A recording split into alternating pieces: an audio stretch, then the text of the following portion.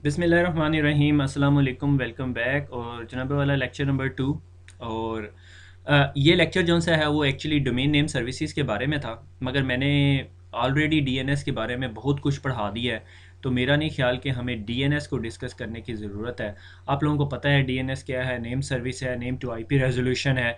और अभी भी अगर आपको डीएनएस की समझ नहीं आई तो आपके लिए ये लेक्चर बिल्कुल फजूल है, आपको इस लेक्चर की समझ नहीं आएगी। तो इसलिए वापस आप मेरे जो 70 640 या 46 के अंदर मैंने डीएनएस पढ़ाया हुआ उसको तसल्ली से जाके पढ़ें, उसकी प्रैक्टिस करें। आपको डीएनएस का कॉन्सेप्ट बहुत अच्छी तरह समझ आना चाहिए, क्योंकि आज हम लोग जो टॉपिक पढ़ेंगे is not a very well taught topic.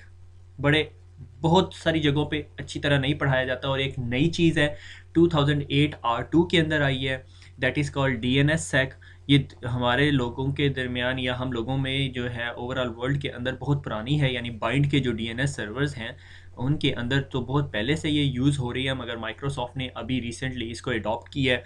और ये सिक्योरिटी है, इसकी ज़रूरत क्यों पड़ी, और डीएनएस क्या है, और डीएनएस में लिमिटेशन क्या है कि हमें डीएनएस सिक्योरिटी की तरफ जाना पड़ा, डीएनएस सेक की तरफ जाना पड़ा। ठीक है।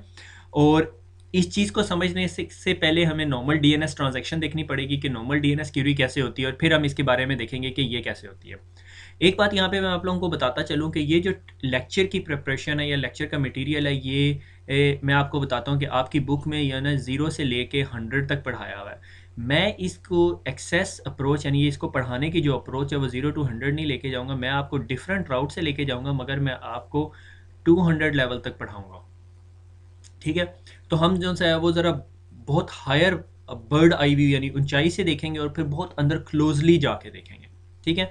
जबकि आपकी बुक ने सिर्फ ना इस लेवल पे जाके आपको पढ़ाया हुआ है, ना नीचे लेके गया है ना उसको बहुत ऊपर लेके गया। तो मैं आपको यानी बहुत बहुत एंड्स दिखाऊंगा, क्योंकि ये बुक का जो चैप्टर पढ़ने के बाद ना आप स्टिल कंफ्यूज्ड कि ये डीएनएस सेक है क्या और इसकी ज़रूरत क्या पड़ती, क्योंकि इसने पूरा चैप्टर नहीं लिखा उसके ऊपर, इसने एक चैप्टर के 3 लेसन्स बनाए और तीसरे लेसन में ये डिस्कस किया। ठीक है। और तीसरे लेसन से ऊपर ऊपर की जितनी चीज़ें हैं, पूरा एक चैप्टर और दूसरे चैप्टर के 2 लेसन्स, वो once again about DNS zone, zone transfer zones क्या होती हैं, और डीएनएस सर्वर्स कैसे काम करते हैं, रैकेट्स क्या होते हैं, सारा कुछ वो हम लोग बड़ी तसल्ली से डिटेल में पढ़ चुके हैं। ठीक है। There is no point of wasting time on that. तो मैंने कहा इस लेक्चर को जो सा ऐसा बनाया जाए कि एक नई टेक्नोलॉजी पढ़ाई जाए और वो बहुत इन डिटेल पढ़ाई जाए। मैं मानता हूँ कि बहुत सारे लोगों को इस चीज़ का एक्सपीरियंस नहीं होगा इस डोमेन टाइप का। मैं खुद मानता हूँ कि मुझे भी बजाते खुद इतना बड़ा एक्सपोजर नहीं था इस चीज़ का, मगर एक रीसेंट एक्सपीरियंस के बाद मुझे इस चीज़ का पता चला। और उसकी उसकी कुछ लिमिटेशंस भी हैं, क्योंकि हमारी मेन डोमेन्स जो सी हैं वो डीएनएस सेक नहीं हुई, तो इस वजह से उस पर कुछ लिमिटेशंस आ सकती हैं। ठीक है। तो आगे चलते हैं। Why DNS and what is wrong. DNS का बारे में हमें पता है कि डीएनएस स्पूफिंग अटैक हो जाते हैं। ठीक है। कैश पॉइजनिंग हो जाती है। कि से फॉर एग्जांपल ये मेरा कंप्यूटर था और मैंने अपने कंप्यूटर से एक वेबसाइट खोली, से मैंने कहा abc.com खोलने की कोशिश की, और मैंने ये क्यूरी अपने डीएनएस सर्वर को दी स्टैंडर्ड, और मेरे डीएनएस सर्वर ने अपनी कैश में, लोकल कैश में देखा, उसे नहीं मिला, तो उसने क्या किया, अपने अगले डीएनएस सर्वर को दे दी। से मैं, अगर ये abc.com था तो रूट डोमेन पे चला गया। ठीक है। और रूट डोमेन से जब उसको रिप्लाई आया, तो वो जो रिप्लाई था वो बीच में कहीं से हैकर ने इंटरसेप्ट कर लिया। मैं आपको ये बताता होता था और मैं कहता था कि भाई ये कैश पॉइजनिंग होगी और यही हो गया। हैकर ने इंटरप्ट कैसे किया उस चीज़ को? अगर हैकर ये इंटरप्ट कर लेता तो क्या हैकर कभी दुनिया के, अगर किसी एक डीएनएस सर्वर को, किसी आईएसपी के डीएनएस सर्वर को अगर पॉइजन कर लेता है, तो इसका मतलब है वो एक डीएनएस सर्वर को पॉइजन नहीं कर रहा, उस डीएनएस सर्वर से क्यूरी करने वाले हज़ारों लाखों करोड़ों क्लाइंट्स को कंप्रोमाइज़ कर लेता है। तो अगर हम कहते हैं कि डीएनएस सर्वर इतना इजीली कैश पॉइजन हो जाता है, तो इसका क्या मतलब है कि क्या पॉसिबिलिटी है ये जो बैड हैकर है ये रूट डोमेन को, किसी टॉप लेवल डोमेन, उसके लिए कहते हैं टीएलडीज, टॉप लेवल डोमेन्स को कंप्रोमाइज़ कर ले। हम देखेंगे कि कैसे कर लेगा वो। और टॉप लेवल डोमेन इतनी इजीली कंप्रोमाइज़ नहीं होती, और अगर हो भी जाती है तो पता चल जाता है। ठीक है। और एक और बात बताता चलूँ कि अगर मैं अपने डीएनएस सर्वर के पास जाऊं और इस डीएनएस सर्वर को कहूं कि भैया मुझे google.com का डोमेन नेम्स ला के दे दो, तो ये जो रिप्लाई आएगा वो नॉन अथॉरिटेटिव रिप्लाईज होंगे। ठीक है। क्योंकि ये ज़ाहिर है डोमेन इसके पास नहीं पड़ी हुई। मगर अगर मैं डायरेक्ट google.com के डीएनएस सर्वर के पास जाऊं और उससे रिक्वेस्ट करूं, तो वह अथॉरिटेटिव रिप्लाई होंगे। हैकर कभी अथॉरिटेटिव रिप्लाईज को मॉडिफाई नहीं कर सकता। क्यों? क्योंकि उस डीएनएस सर्वर के पास तो खुद वो फाइल पड़ी हुई है, हैकर उसको गलत इन्फॉर्मेशन फीड नहीं कर सकता। से फॉर एग्जांपल हम उर्दू आईटी अकेडमी का डीएनएस सर्वर बनाते रहे हैं इतना अरसे, ठीक है। इस डीएनएस सर्वर में वो सर्वर 1 रखते थे हम, सर्वर 2, सर्वर 3। हैकर कभी मेरे इस डीएनएस सर्वर को ये सोचने में मजबूर नहीं कर सकता कि सर्वर 1, सर्वर 2, सर्वर 3 का आईपी एड्रेस कुछ और है, अनटिल अनलेस कोई और ऐसा एक्सप्लॉइट आ जाए मार्केट के अंदर जो डीएनएस सर्वर को कंप्रोमाइज कर दे। And there are some, maybe I am not aware of them, कि भाई कुछ है मार्केट के अंदर, शायद मुझे ना पता हो, ठीक है। मगर इस डीएनएस सर्वर के बाहर एक और डीएनएस सर्वर है, उससे अगर मैं रिक्वेस्ट करता हूँ कि यार उर्दू सर्वर 1.urduitacademy.com पे जाना है, तो ये जो है ये इस डीएनएस सर्वर से रिक्वेस्ट करता है और रिप्लाई लेकर आता है। मैं इस डीएनएस सर्वर की कैश पॉइजनिंग कर सकता हूँ, इस डीएनएस सर्वर को कंप्रोमाइज नहीं कर सकता using cash poisoning normal standard techniques, ठीक है। तो अब कैश पॉइजन हो जाती है, तो कैश पॉइजन होने के बाद मैं अभी अगली स्लाइड में बहुत डिटेल से मैंने लिखा हुआ है, ठीक है। ये एक ऐसा लेक्चर है मेरे ख्याल में जिसमें बहुत ज़्यादा स्लाइड्स हैं, यानी मैंने शुरू में ये लेक्चर बनाया तो इसकी मेरे ख्याल में 50+ स्लाइड्स बन गई। तो रात को कोई 11 बज रहे थे, तो मैंने कहा यार इसको ट्रिम डाउन करूं क्योंकि ये बहुत लंबा लेक्चर हो जाएगा। आई विल ट्राई, मैं तेज़ इसलिए बोल रहा हूँ कि ट्रस्ट मी आप लोगों को समझ आएगी, मगर तेज़ इसलिए बोल रहा हूँ कि ये बहुत सारी स्लाइड्स हैं जो हमने कवर कर रही हैं, ठीक है। तो डीएनएस पॉइजनिंग हमें समझ आई कि डीएनएस पॉइजनिंग हो जाती है, कैसे होती है वो भी मैं आपको बड़ी डिटेल में बताऊंगा। तो उसका आंसर क्या है, इस डीएनएस सेक जोन साइनिंग। ये आपकी जो जोन फाइल होती है, आपका जो डीएनएस सर्वर होता है उसके पास एक टेक्स्ट फाइल पड़ी होती है, उसके अंदर उसने तमाम रिकॉर्ड्स रखे होते हैं, नेम टू आईपी रेजोल्यूशन जिसे हम कहते थे, ठीक है। हम उस पूरी की पूरी चीज़ को साइन कर लेते हैं, ठीक है। साइनिंग का क्या मतलब कि मैं उसके साथ कुछ इंक्रिप्शन कर लेता हूँ, क्रिप्टोग्राफी, ठीक है। And how to configure it and how Windows can work on it वो देखेंगे। डीएनएस की वीकनेसेस जिस तरह अभी हमने डिस्कस की हैं कि डीएनएस के अंदर वीकनेस थी, ठीक है, कि मैं अपने डीएनएस सर्वर को कहता हूँ मुझे उर्दू आईटी अकेडमी का होस्ट रिकॉर्ड ला के दो, वो अपने आईएसपी के पास जाता है, आईएसपी उससे लेके देता है। अब होता क्या है कि डीएनएस जो है वो कौन सा प्रोटोकॉल यूज़ करता है, यूडीपी यूज़ कर रहा होता है, ठीक है। और यूडीपी आप लोगों को पता है कनेक्शन लेस प्रोटोकॉल है, ठीक है। और कनेक्शन लेस प्रोटोकॉल होने की वजह से कनेक्शन एस्टेब्लिशमेंट फेजेस नहीं होते, तो ईजियर टू स्पूफ है। कैसे, ये देखेंगे अभी हम, ठीक है। कि कनेक्शन ओरिएंटेड प्रोटोकॉल क्या है कि जाएगा उसके साथ कुछ सिंक पैकेट नंबर होगा, से 141 है और उसका फिर रिप्लाई आएगा तो 141 ही होगा, फिर 131 का जाएगा और 131 का रिप्लाई 131, तो वो इसी तरह देख रहा होता है। यूडीपी जो सा है वो ऐसा प्रोटोकॉल नहीं हो, कनेक्शन ऐसा पैकेट भेजता रहता है, उसको एक्नॉलेजमेंट का इंतज़ार नहीं करता, और उसकी वजह से जो है उसके अंदर कुछ वल्नरेबिलिटीज़, जो बिल्ट इन वल्नरेबिलिटीज़ हैं वो इंट्रोड्यूस हो जाती हैं, और that makes it easier to spoof.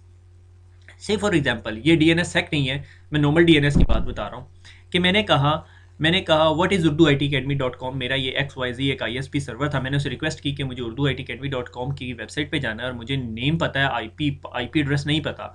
तो मैं क्या करूँगा, मेरा डीएनएस सर्वर जो सा है वो अपनी लोकल कैश में चेक करेगा, उसे नहीं मिलेगी, वो कहता है लेट मी चेक।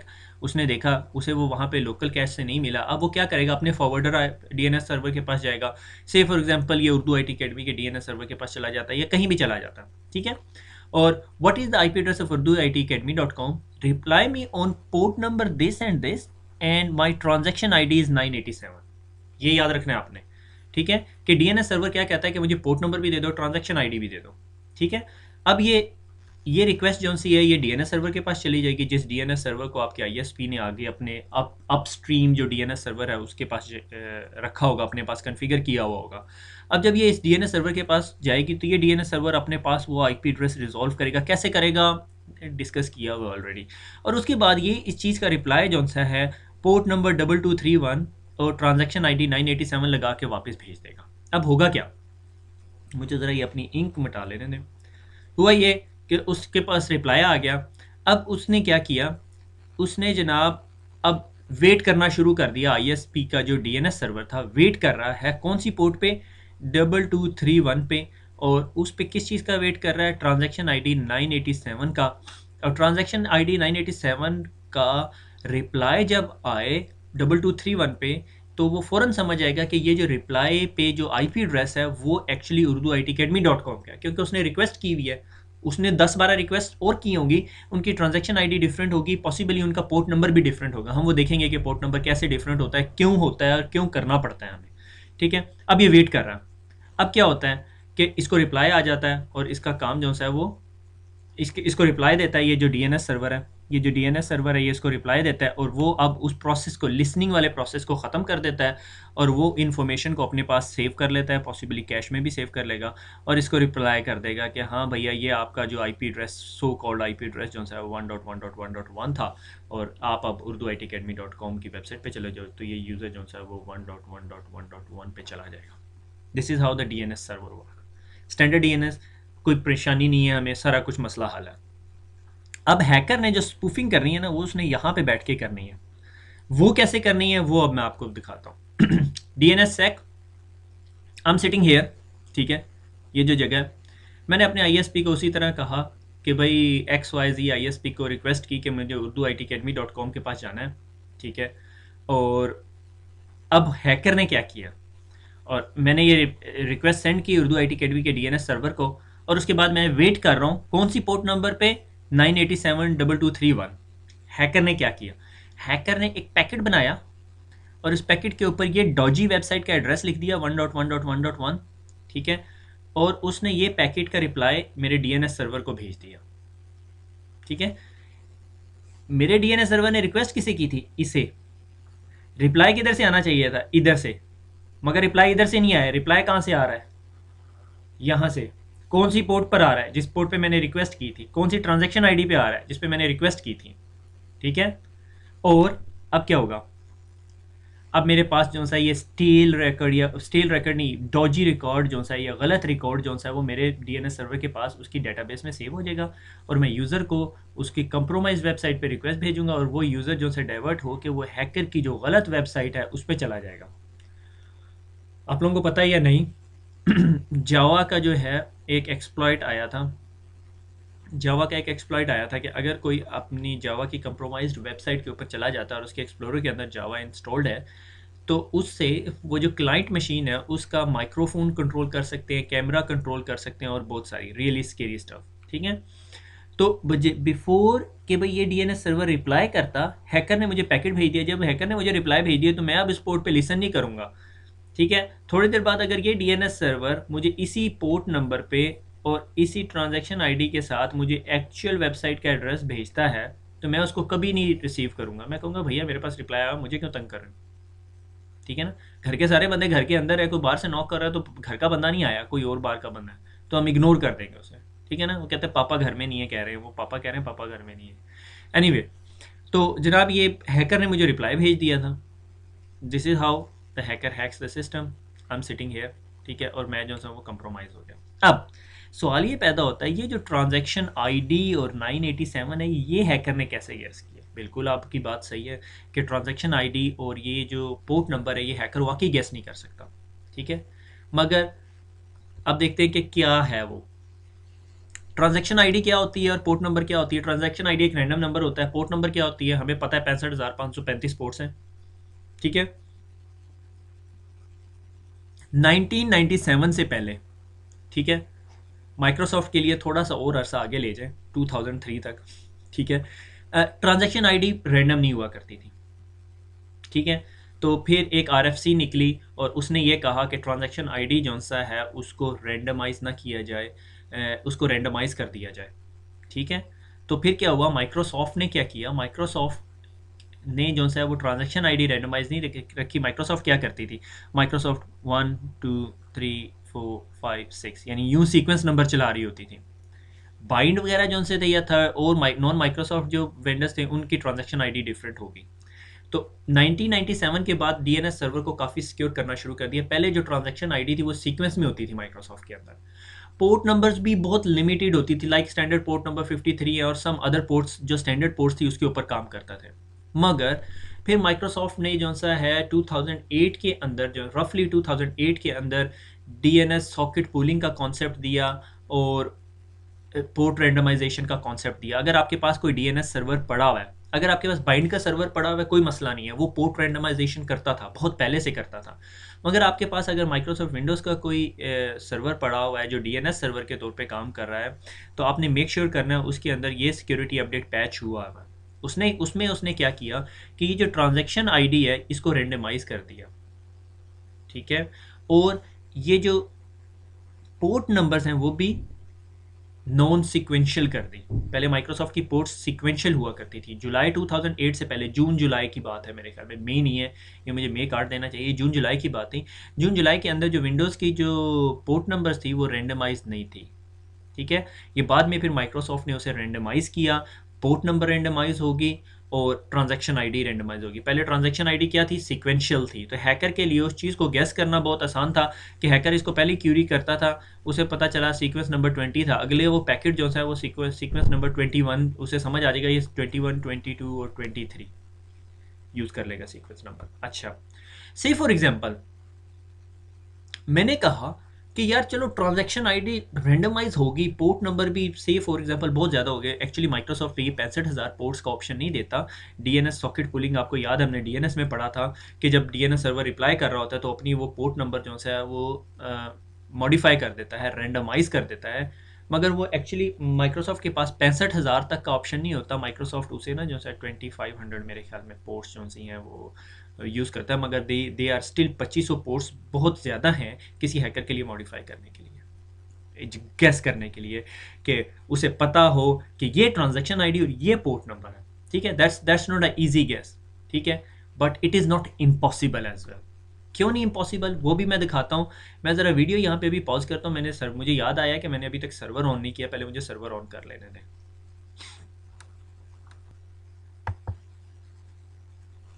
अच्छा जी, वेलकम बैक। तो हम किधर बात कर रहे थे? हमने कहा थी ट्रांजैक्शन आईडी और पोर्ट नंबर्स थी, और 1997 से पहले ये पोर्ट नंबर भी इतनी रेंडमाइज नहीं थी और ट्रांजैक्शन आईडी भी रेंडमाइज नहीं थी। तो माइक्रोसॉफ्ट ने पैच दिया, मगर माइक्रोसॉफ्ट ने 2008 में दिया। 2008 से पहले माइक्रोसॉफ्ट ये जो सीक्वेंस नंबर थे, ये जो ट्रांजैक्शन आईडी थी, वो सीक्वेंशियल यूज़ करती थी।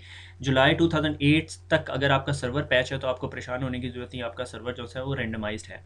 अगर आपने इसका चेक करना है कि आपका जो आईएसपी का डीएनएस सर्वर है, क्या वो sequential port numbers, sequential transaction IDs तो नहीं यूज़ कर रहा, और पोर्ट नंबर जो है, सोर्स पोर्ट नंबर्स जो से हैं, जब वो रिप्लाई करने लगता है तो वो रेंडमाइज्ड है या नहीं। ठीक है, उसका क्विक टेस्ट जो सा ये यूआरएल है, मुझे नहीं पता मैं ये आपको कैसे दिखाऊं, dnsorg.net। ठीक है, अगर आप सिर्फ आप रेंडमाइजेशन का डीएनएस रिजॉल्वर टेस्टर चेक करें ना तो आपको ये नज़र आएगा। ठीक है, appears to have a great source port randomisation and great transaction ID randomisation. ये मेरा डीएनएस सर्वर है। ठीक है, और ये देखेंगे जब मैंने इसके ऊपर टेस्ट चलाया तो देखें उसका सोर्स पोर्ट रेंडमाइजेशन, यानी ये सोर्स पोर्ट्स उसने यूज़ किए हैं, बजाय इसके कि वो 1001, 1002, 1003 कर रहा होता, उसकी 4418 से लेके 63,530 तक पोर्ट्स थी।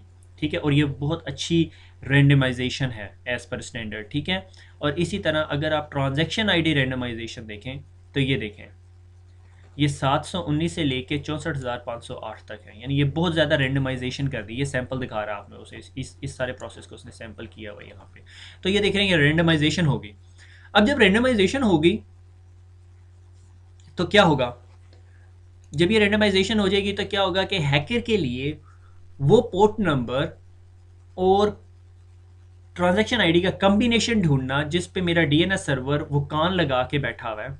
अगर मैं आपको पिछली स्लाइड पे ले जा सकूं, ये वाला स्टेज, कि जब मेरा डीएनएस सर्वर कान लगा के वेट कर रहा है उस रिप्लाई का, और उस दौरान हैकर रिप्लाई कर दे पोर्ट नंबर 2231987 के साथ ट्रांजैक्शन आईडी लगा के, यानी exact port number exact transaction ID के साथ, बहुत रेयर है। और अगर कोई हैकर ऐसा करना चाहे तो उसको कितनी मेहनत करनी पड़ेगी, that is a question mark. ठीक है, मगर एक रियलिटी जिसको हम कभी झुठला नहीं सकते वो क्या है? वो है बॉट नेट, बॉट आर्मी। ठीक है, कि what is the possibility of me गेसिंग दोज पोर्ट नंबर्स, कि मेरी पॉसिबिलिटी क्या है कि मैं उसको गेस कर सकूं। ठीक है, मगर अगर मेरे पास बॉट आर्मी है, ठीक है, वो कॉन्फ़िगर का आपको पता होगा, ये 2009 के अंदर ऑलमोस्ट 9 से 15 मिलियन उसने कंप्यूटर कंप्रोमाइज़ कर लिए। अगर 9 से 15 मिलियन मेरे पास कंप्यूटर्स हैं, और ये 9 से 15 जो मिलियन कंप्यूटर हैं, इनको सिर्फ एक ही काम कह दो कि पिंग कर लें ये एक वेबसाइट को, google.com को, तो वो बैठ जाएगी। श्योर मी, ट्रस्ट मी। ठीक है, तो अगर उन्हें -l की कमांड का पता है तो फिर जल्दी बैठ जाएगी, फिर 9 की जगह 5 का ही पता से बैठ जाएगी। एनीवे, तो अगर मेरे पास ये इतनी बॉट आर्मी है, ठीक है, और इसको मैं यूज़ करते हुए किसी डीएनएस को पॉइजन करना चाहूँ, तो मेरे लिए ट्रांजैक्शन आईडी और पोर्ट नंबर का गेस करना is not a hard thing, ठीक है। मगर मैं इतनी बड़ी आर्मी को इंगेज करके किसी normal Urdu I T academy .com को कंप्रोमाइज़ नहीं करना चाहूँगा। फिर मैं क्या बात कर रहा हूँ, I would be talking about 10 top banks, ठीक है। दुनिया में 10 टॉप बैंक्स की बात कर रहा हूँ, ठीक है। तो इस डर से कि ये जो बॉट आर्मी बिल्डअप हो रही है पूरी दुनिया के अंदर, ये मिलियंस ऑफ बॉट, बल्कि मैंने काफ़ी वेबसाइट ऐसी देखी जो आप लोगों को ऑफ़र कर रही होती है, ये बॉटनेट ख़रीद लो हमारे पास से 5 घंटे के लिए, 15 घंटे के लिए, इट्स वेरी एक्सपेंसिव, मगर फिर भी अवेलेबल होता है, तो कोई भी उसको यूज़ कर सकता है, ठीक है। तो that's very scary stuff. I am not sure कि आप ऐसी सी बॉट आर्मी बाय करने के बाद उसको पैसे कैसे देना पसंद करोगे अपने क्रेडिट कार्ड से। I won't suggest you this thing, ठीक है। तो इस चीज़ से हमें अंदाज़ा होता है कि ये जो ट्रांजैक्शन आईडी और ये जो सारी स्टोरी है कैन बी कंप्रोमाइज्ड, ठीक है। शायद अब से 3-4 साल के बाद जब पूरी दुनिया डीएनएस सेक्ट पे मूव हो रही होगी, तो जिनके पास ये बॉटनेट आर्मी होगी वो कहेंगे यार अब बैंकिंग सेक्टर में देखो, अब कोई भी वेबसाइट हैक कर दो, ठीक है, कोई भी वेबसाइट कंप्रोमाइज़ कर दो, ठीक है, टू क्रिएट मोर बोट्स और स्टफ लाइक दैट, ठीक है। तो वो जो बॉटनेट की जो आर्मी होगी उसको किसी और मकसद के लिए बजाय बैंकिंग पे फोकस करने के अब बाकी हर जगह अवेलेबल हो जाएगी, लाइक स्क्रिप्ट किडीज़ वाला कॉन्सेप्ट हो गया ना। तो इधर से अंदाज़ा हुआ कि transaction ID port number guess करना is not an easy task, ठीक है। ये ऐसी भी चीज़ नहीं जो ब्रूट फोर्स से इतना इजीली हो जाएगी, क्योंकि मेरे डीएनएस सर्वर को उस लिसनिंग स्टेट में भी होना चाहिए। वो कैसे होगा, वो डिपेंड करता है कि मैं अंदर वाले यूज़र के साथ मिलकर काम कर रहा हूँ, कि यूज़र एक ऐसे डीएनएस की रिक्वेस्ट करता है जो मुझे पता है मेरे कैश में नहीं है, और मैं एक्सपेक्ट करता हूँ कि मेरा आईएसपी का डीएनएस सर्वर दूसरे डीएनएस सर्वर को वेट करे, और मैं फिर हैकर को कहूँ मैंने अब रिक्वेस्ट कर दी, तू अब अपना काम कर, ठीक है।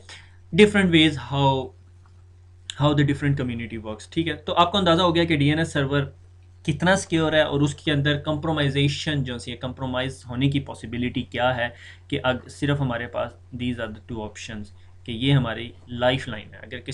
अगर हैकर को ये ट्रांजैक्शन आईडी और पोर्ट नंबर पता चल गई, तो he can easily inject Doge routes या hacked routes into my routing, my not routes, अगर मैं राउट्स कहता आ रहा हूँ, नेम्स, ठीक है, domain names, name to IP resolution जो सी हैं वो डालना चाह रहा है, ठीक है। तो अगर वो hacked routes, again routes, hacked IP addresses डालना चाहे तो वो डाल सकता है, ठीक है। मगर उसके लिए ट्रांजैक्शन आईडी और पोर्ट नंबर पे वर्कआउट करना पड़ेगा, और वो एक बंदा नहीं कर सकता, उसके लिए बॉट आर्मीज़ की ज़रूरत पड़ेगी।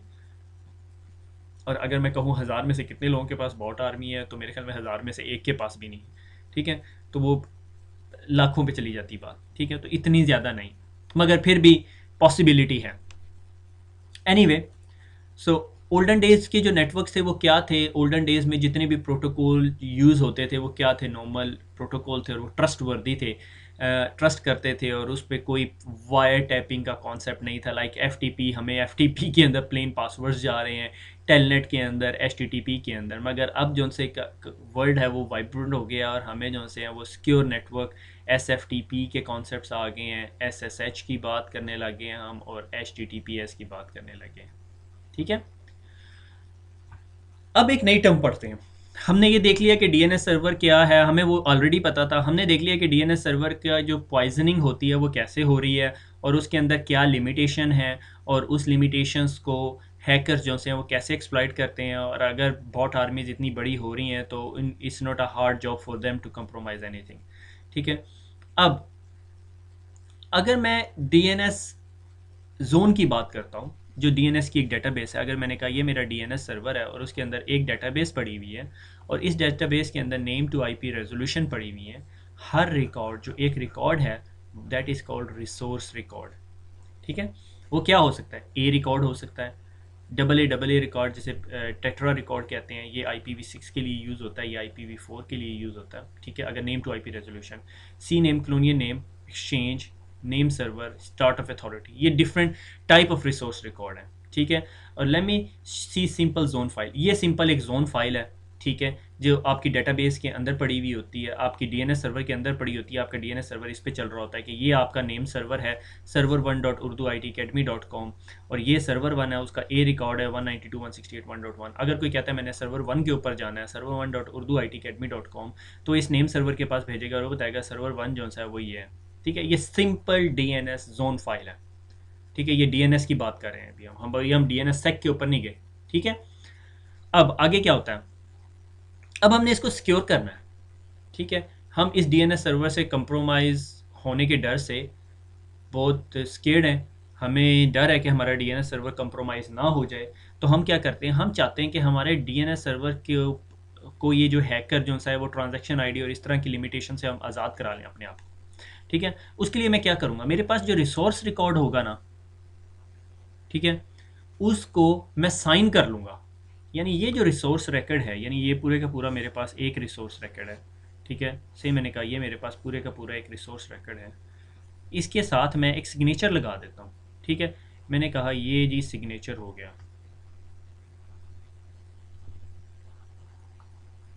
ठीक है, ये सिग्नेचर है पूरे का पूरा मेरा, समझ आ गई। ये अब इस रिकॉर्ड के साथ अटैच हो गया, मैंने इसको से इस रिकॉर्ड को नंबर दे दिया 1129 और इसको भी 1129। ये रिकॉर्ड है, ये इस रिकॉर्ड के साथ सिग्नेचर अटैच हुआ हुआ। ठीक है, दैट इज कॉल्ड आर सिग। आज आपने बहुत सारी टर्म्स पढ़नी है, ठीक है, इसीलिए मेरे पास स्लाइड्स बहुत ज़्यादा हैं, तो आप बड़े आराम से बैठे हैं, आप तसल्ली से, बल्कि अगर आपने एक दो दफ़ा लेक्चर बीच में रोक के कुछ काम करना है तो वो भी कर रहा है। ठीक है, तो to sign the record you need two keys, one is called private key और वन इज़ कॉल्ड पब्लिक की। अगर मैं डीएनएस सर्वर हूँ, ये मैं डीएनएस सर्वर हूँ और मेरे पास ये जोन फाइल है, इसके अंदर ये रिकॉर्ड्स पड़े हुए हैं। ठीक है, you need two keys, in records को साइन करने के लिए। ये जो रिकॉर्ड है मेरे पास, ये जो रिकॉर्ड क्या था, ये जो एक एंट्री है, ये जो एक रिसोर्स रिकॉर्ड है और ये कौन से टाइप का रिकॉर्ड है, ए टाइप का रिकॉर्ड है। ठीक है, तो ये जो एक रिकॉर्ड है इसको मैंने साइन करना है अपनी प्राइवेट की के साथ। मैंने इस रिकॉर्ड को पकड़ा और इसके साथ एक साइन लगा दिया, से मैंने कहा ये काशिफ, ये रिकॉर्ड साइन कर दिया। ठीक हो गया। पब्लिक की क्या करेगी, ये सिग्नेचर जो ये हुआ हुआ है सिग्नेचर, ये जो चीज़ है इसको वेरीफाई करूँगा। कैसे वेरीफाई करूँगा वो मैं अभी आपको आगे लेके जाऊँगा। ठीक है, तो आपको यहाँ पे दो चीज़ें याद होनी चाहिए, आर सिग। ठीक है, आर सिग क्या होगा, जब मैं इस रिकॉर्ड को इस प्राइवेट की के साथ साइन कर दूंगा। ठीक है, मगर मैं प्राइवेट की किसी को नहीं दूंगा, पब्लिक की सबके पास होगी। ठीक है, और पब्लिक की हर एक बंदे के पास होगी, वो उस पब्लिक की को यूज़ करके ये जो सिग्नेचर ये वेरीफाई करेगा ये वाकई काशिफ का है। इसकी एग्जांपल क्या है, इसकी एग्जांपल ये है कि फॉर एग्जांपल मैं एक कंट्री से का बंदा हूँ, बाशिंदा हूँ, और मेरे पास एक पासपोर्ट है और मैंने कोई दूसरे कंट्री में जाना है, और दूसरे कंट्री के बंदे को नहीं पता कि ये पासपोर्ट कैसा सा लगता है, ये ओरिजिनल पासपोर्ट है या नहीं, या इसके 10-12 वर्जन थे। तो मैंने उनके जो बॉर्डर कंट्रोल अथॉरिटी है उन्हें अपने पासपोर्ट की, हमारे मुल्क ने उनके हमारे जो कंट्री के पासपोर्ट की कॉपी भेज दी है। तो मैं जब भी अपना पासपोर्ट लेके जाता हूँ तो वो मेरा पासपोर्ट देखते हैं और वो वाली कॉपी देखते हैं और दोनों आपस में कंपेयर करते हैं, कहते हैं हाँ ये ओरिजिनल पासपोर्ट है, जाओ। ठीक हो गया। मुझे आप लोगों को पता नहीं एक्सपीरियंस हुआ है या नहीं, अगर आप नॉन यूरोपियन कंट्री से यूरोपियन कंट्रीज़ में जाते हैं और वहाँ का रेजिडेंशियल परमिट दिखाते हैं, तो आपको बल्कि वो अगर आप मिडिल ईस्टर्न किसी एयरलाइन में जा रहे हैं तो वो वहीं पे आपको चेक कर रहे होते हैं, और उनको पता होता है कि उसके अंदर क्या क्या क्रॉस चेक हैं उस अथॉरिटी के अंदर, आपके रेजिडेंशियल परमिट के अंदर। तो वो आपके वो पासपोर्ट या उस रेजिडेंशियल परमिट के कार्ड के ऊपर वो एक अदसा सा या कोई चीज़ लगा के चेक कर रहे होते हैं कि ये ओरिजिनल है या नहीं, बजाय इसके कि आप उस मुल्क में पहुँचने के बाद कुछ कार्रवाई करें, उससे पहले ही वो आप लोगों को चेक कर लेते हैं। तो उन्होंने उन्हें बताया होता है। तो पब्लिक की समथिंग लाइक दैट। ठीक है, हम आगे देखते हैं, वो लैब में पता चलेगा। आर सिग, आर सिग क्या था, ये मेरा सिग्नेचर है। Server to dot Urdu I T academy, ये एक सिंपल रिकॉर्ड, जो ये मासूम सा रिकॉर्ड था, उसके साथ जब मैंने डीएनएस सेक किया, यानी उसको जोन की फ़ाइल को साइन कर दिया, ये जोन की फ़ाइल थी मेरी, Urdu I T academy zone की फ़ाइल थी, उसे जब मैंने सिग्नेचर लगाया तो वो बेचारी फ़ाइल ऐसी सी होगी। और ये मैं आपको एक रिकॉर्ड दिखा रहा हूँ। ठीक है, और ये आर सिग है। ठीक है, रिसोर्स रिकॉर्ड को साइन किया हुआ, Urdu I T academy .com, उसका IP एड्रेस ये है, सिंपल ट्रांजैक्शन है। ये आर सिग है, ये एक आईडी है जो बताती है कि ये सिग्नेचर वेरीफाई हो सकता है यूजिंग दिस पब्लिक की। वो जो सैंपल कॉपी हमारे मुल्क ने दूसरे मुल्क को दी हुई थी पासपोर्ट की, उसकी आईडी वो इस बॉक्स में पड़ी हुई है। ठीक है, तो बाकी ये जो urduitacademy.com का ये पूरे का पूरा मैंने सिग्नेचर किया हुआ। और ये जो सिग्नेचर है ये क्या है, ये बेस 64 के अंदर लिखा हुआ है ऑफ बाइनरी का। यानी बाइनरी के अंदर दो नंबर सिस्टम होते हैं, 0 या 1। हमारे डेसिमल में 0 to 9 तक 10 होते हैं। ये बेस 64 के अंदर 64 अल्फ़ाबेट्स हैं। ठीक है, यूँ कह लो 64 अल्फ़ाबेट्स हैं, 64 डिफरेंट तरीके हैं, एच बड़ा छोटा बड़ा 64 है। ठीक है, तो ये 64 बिट्स फॉर्मेट, अगर मैं इसकी बाइनरी बनाऊँ ना तो ये बहुत बड़ा हो जाएगा। ये मेरे ख्याल में स्क्रीन पे नहीं है। ठीक है, तो क्या हुआ, अब मेरे पास ये जो जोन का रिकॉर्ड है, ये जो सर्वर 2 का रिकॉर्ड है, उस पर सिग्नेचर लग गया। अब सिग्नेचर लग के काम पूरा नहीं हुआ। ठीक है, इस सिग्नेचर को मैं वेरीफाई कैसे करूँगा? मुझे वेरिफिकेशन चाहिए ना इस सिग्नेचर की। तो मैं क्या करूँगा, अब मैं आपको दिखाऊंगा डीएनएस की रिकॉर्ड। ये डीएनएस की रिकॉर्ड है। ये क्या है, ये सारे का सारा पब्लिक की है और इसके साथ 56055 ये वो टैग लगा हुआ है। वापस लेके जाऊं, मैंने कहा जब मैंने जोन की फाइल को साइन करना होता है तो मुझे एवरी रिसोर्स रिकॉर्ड को साइन करना पड़ता है।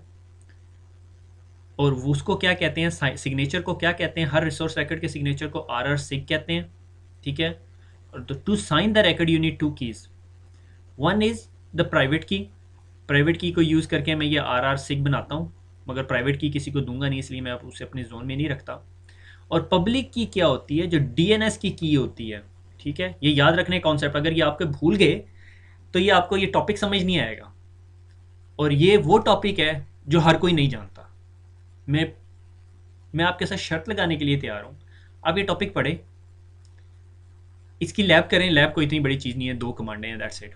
ठीक है, और आप जाके किसी बंदे से पूछें, अगर आप 100 बंदों से पूछेंगे ना तो मुझे आपने रिप्लाई करके बताना है कि कितने बंदों को डिटेल में पता था how DNS sec works.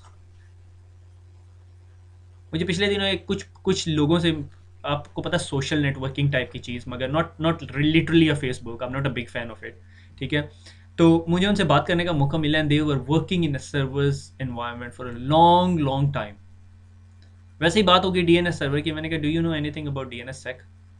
Yeah, that is something that do the security. How does it do the security? Do something with the records, that's it. Nobody knows it. So ये आपके लिए लेक्चर प्रिपेयर हो रहा है to make you aware of something that not everyone knows it. हर एक को पता है डीएनएस कैसे काम करता है, नेम टू आईपी रेजोल्यूशन करता है। How DNS sec works, do you know what is RR sig is? Do you know what is DNS key is? What is the difference between RR sig and DNS की?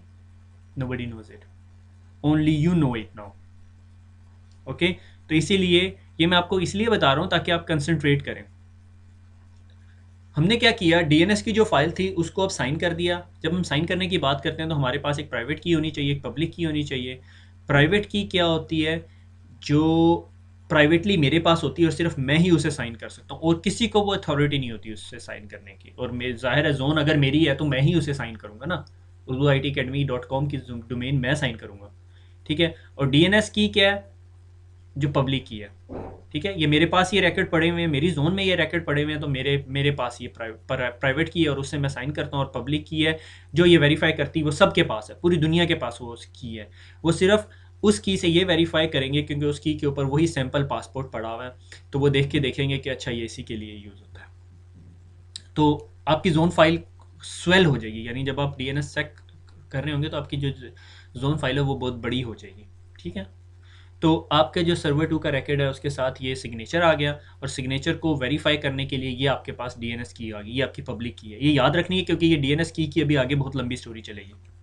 ये आपकी जो zone file थी, जो simple zone file थी, जब मैंने उसके ऊपर साइनिंग का प्रोसेस चलाया तो ये देखें ये आपके पास आर आर सी आ गई। ठीक है, ये आर आर सी आ गई, ये एन सेक अभी हम थोड़ी देर में पढ़ेंगे। और ये डीएनएस की है। ये डीएनएस की किस चीज़ की है, इसके नीचे जब नीचे जाएंगे तो वहाँ पे एक वैल्यू लिखी होगी 56055, तो ये उसकी डीएनएस की होगी। यानी अगर मैंने इस सिग्नेचर को वेरीफाई करना है तो मुझे इसके बगैर नहीं कर सकता। वो कैसे होगा, बैक टू urduitacademy.com जोन।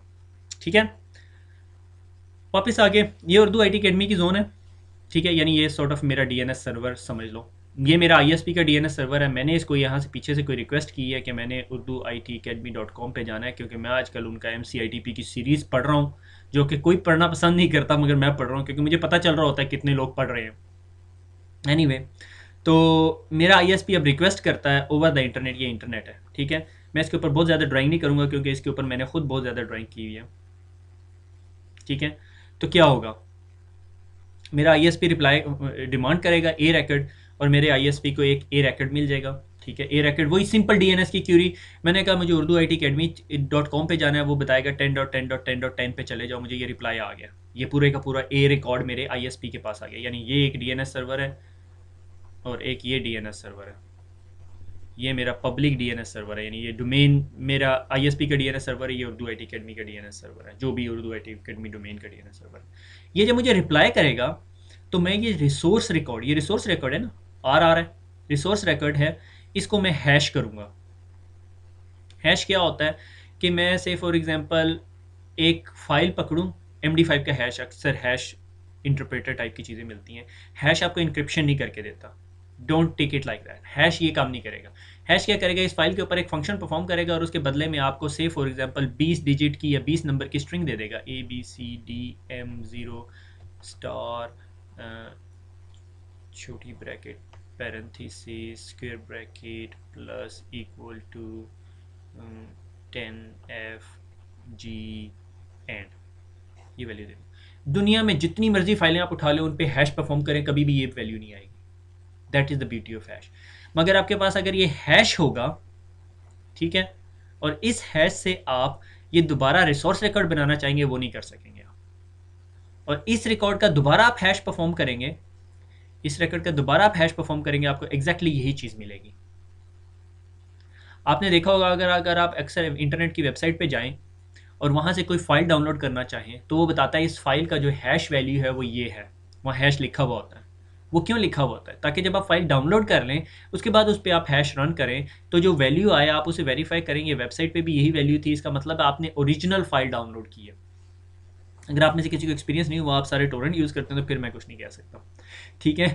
तो बहरहाल ये मेरे पास रिकॉर्ड था, मैंने मेरे आईएसपी ने उसे रिक्वेस्ट किया और आईएसपी को जब वो रिकॉर्ड मिला उसने उसका हैश परफॉर्म किया और उसके पास हैश ऑफ ए आ गया, ठीक है।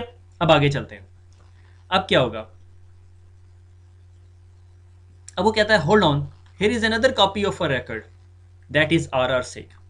यानी ये जो तुमने रिकॉर्ड मांगा है मेरे पास से उर्दू आई टी अकेडमी का, इसकी एक और कॉपी पड़ी हुई है और वो कहलाती है RR सिग। वो क्या चीज़ है, वो सिग्नेचर फाइल है, ठीक है। अब मैं क्या करूँगा, अब मैं RR सिग उठाऊँगा, वो इनक्रिप्टेड होगी, ठीक है, encrypted hash of a record, ठीक है। इस रिकॉर्ड का, ये जो रिकॉर्ड है इसका हैश होगा, यानी ये वाली वैल्यू होगी, मगर वो इनक्रिप्ट हुई होगी, उसको कोई पढ़ नहीं सकता, ठीक है। इनक्रिप्टेड हैश है RR सिग। अब इसको इनक्रिप्टेड है तो इसे डिक्रिप्ट कैसे करूंगा मैं। डिक्रिप्ट करने के लिए आपको मैंने क्या बताया था, हमारे पास क्या होनी चाहिए, पब्लिक की होनी चाहिए, और उस पब्लिक की को हमने क्या नाम दिया था, DNS की, डिसाइफरिंग की या डिक्रिप्शन की ऑफ RR सिग, वो भी यहीं पे पड़ी हुई है।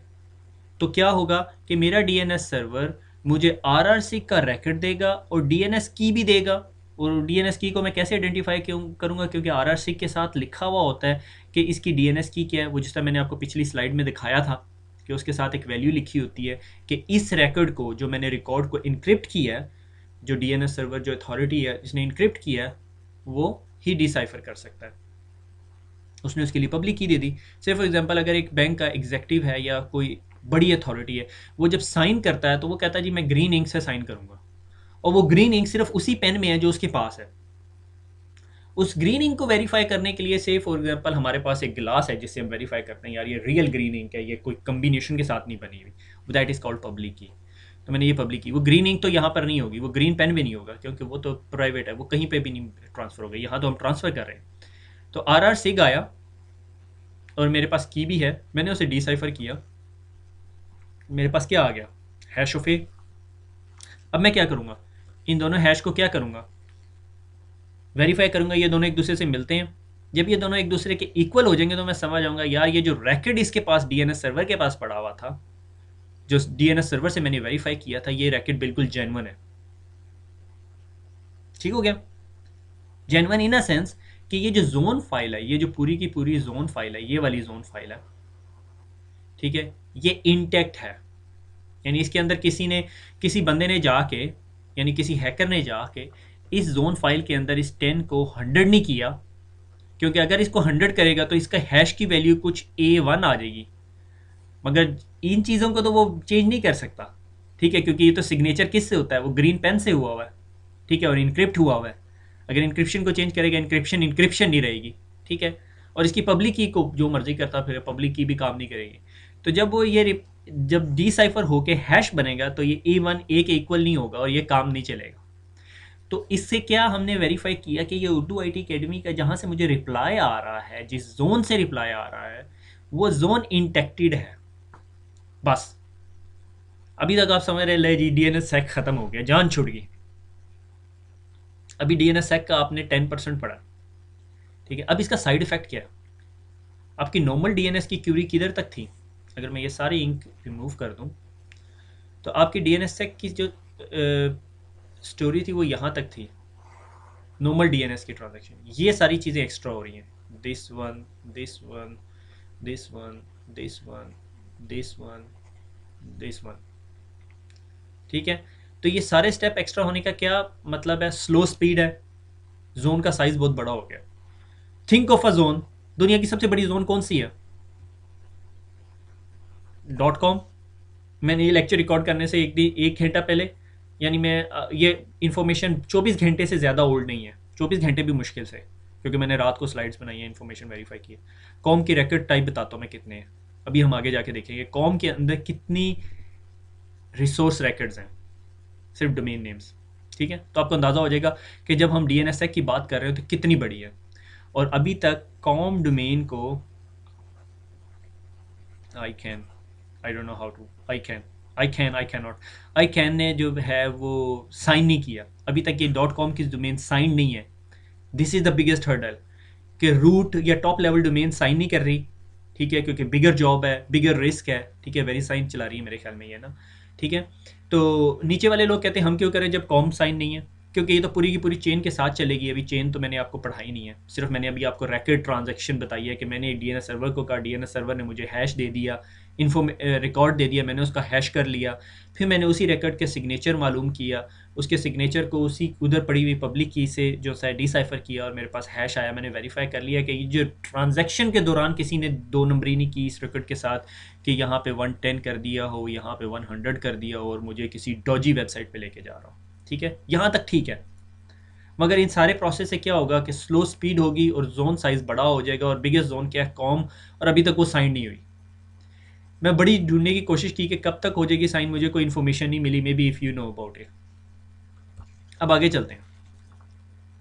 अब इतनी बड़ी ये जो पीछे एक्सरसाइज हमने की है, इससे हमें क्या मिला है, क्या नतीजा अखज़ किया हमने?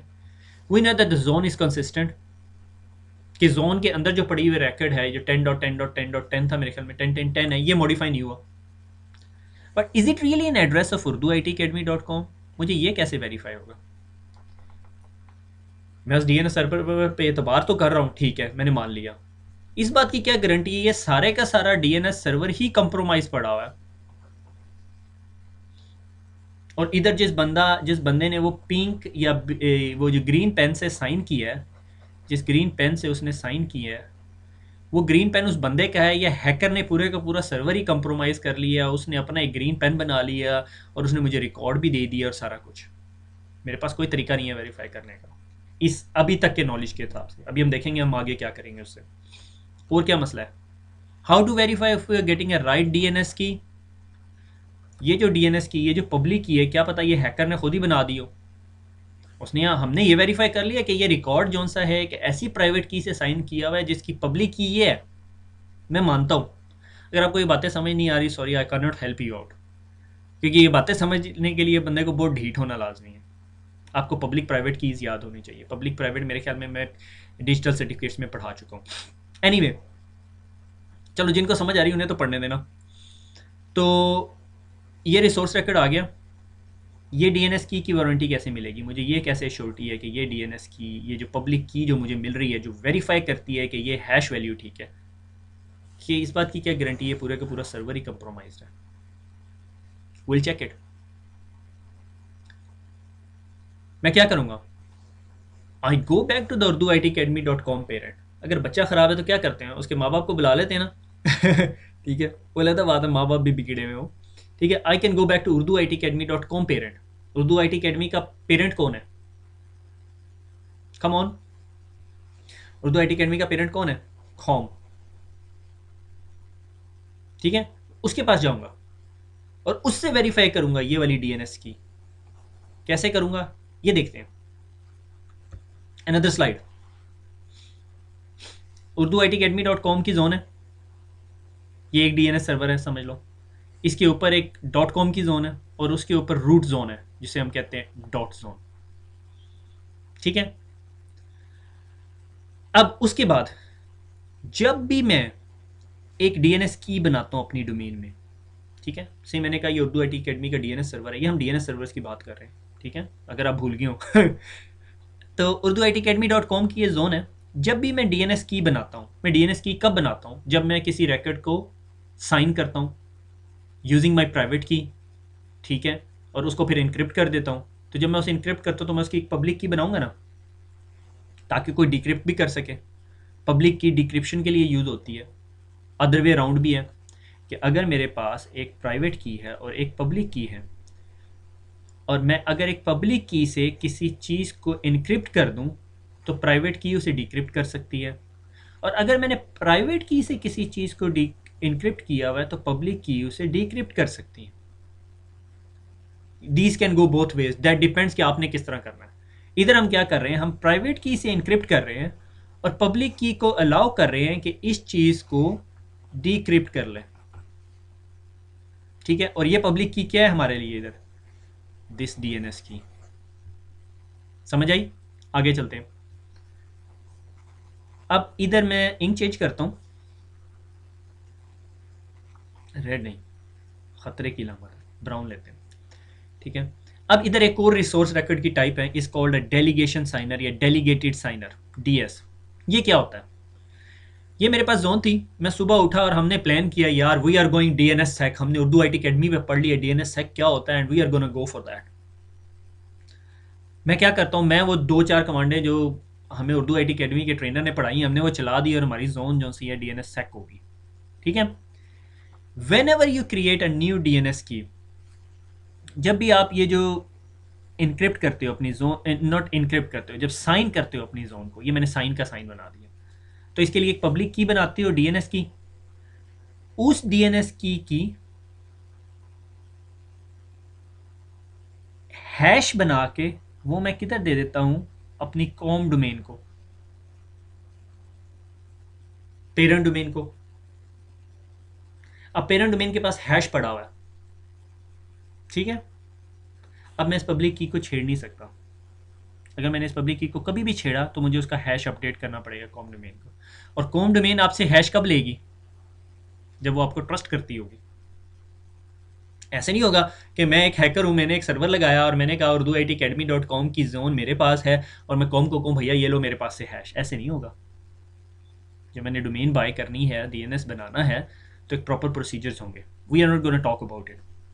तो मैंने क्या किया, जब भी मैंने वो पब्लिक की बनानी है डीएनएस की, अगर आप भूल गए हो डीएनएस की क्या है, तो ये डीएनएस की है, ये वाली, ठीक है, जिससे मैंने क्या किया था, डिसाइफरिंग की थी। इसका हैश बना के, यानी मैं इसका हैश बना के और वो हैश अपने पेरेंट को दे देता हूँ। अब आप बड़े हो गए, अब मैं आपको मिसालें देता अच्छा नहीं लगता, 12। ठीक है, तो ये जो डीएनएस की का जो हैश है वो यहाँ पे रख दिया। समझ आ गई यहाँ पे? अब मैं ये क्या होता है, अब मैंने वेरीफाई करना है यार ये जो उर्दू आईटी अकेडमी का ये जो पीछे मुझे रिकॉर्ड मिला है, ये मैंने मान लिया ठीक है ये हैश हो गया, ये मुझे डीएनएस सर्वर से वेरीफाई हो गया। अब मैं ये वेरीफाई करना चाहता हूँ ये वाकई उर्दू आईटी अकेडमी की जोन है या नहीं। ठीक है, मैं क्या करूँगा, मैं डीएनएस की लूँगा, उसका हैश बनाऊँगा और उसी डीएनएस की का हैश वैल्यू जो डीएस रिकॉर्ड है, मैं यहाँ पे हैश वैल्यू नहीं कहूँगा, मैं डीएस रिकॉर्ड कहूँगा। DS record Urdu IT academy का कॉम डोमेन से डिमांड करूँगा। कॉम डोमेन को कहूँगा भैया मुझे डीएस रिकॉर्ड दो। कॉम डोमेन उसका जब मुझे डीएस रिकॉर्ड देगी तो मैं उसको इस हैश के साथ कंपेयर करूँगा। इसके साथ कंपेयर करूँगा, मैं कहूँगा हाँ भैया ये जो रिकॉर्ड है, यानी ये जो पब्लिक की है, ये जो सिग्नेचर वेरीफाई करती है वो जेन्युइन है। ठीक है, इसकी ये एग्जांपल ले लो कि से फॉर एग्जांपल यूरोप में किसी मुल्क को पाकिस्तान अपना पासपोर्ट भेजता है कि भाई ये इस तरह का हमारा new computerize passport look like, तो वो पोस्ट में उसे रिसीव होता है, वेरीफाई करता है पाकिस्तान से जो लोग आ रहे हैं उनके भी पास भी ऐसा पासपोर्ट है, मगर क्या वो पोस्ट में आने वाले लेटर को ट्रस्ट कर सकता है? नहीं। तो वो क्या करेगा, वो उससे हायर अथॉरिटी के पास लेके जाएगा, किस पाकिस्तान हाई कमीशन के पास भेजेगा, कहेगा ये आप ये वेरीफाई करके बताओ ये आपका नया ऑफिशियल पासपोर्ट है? कहेगा हाँ जी ये मेरा ऑफिशियल पासपोर्ट है। ठीक है, तो इट्स समथिंग लाइक दैट, क्योंकि पाकिस्तान जब भी नया पासपोर्ट बनाएगा तो अपने हाई कमीशन को उसकी कॉपी भेजेगा, तो हाई कमीशन को पता होगा। ठीक हो गया, समथिंग लाइक दैट। मैंने रिलेशन बना दिया, मैं सोच रहा था लगे रात को।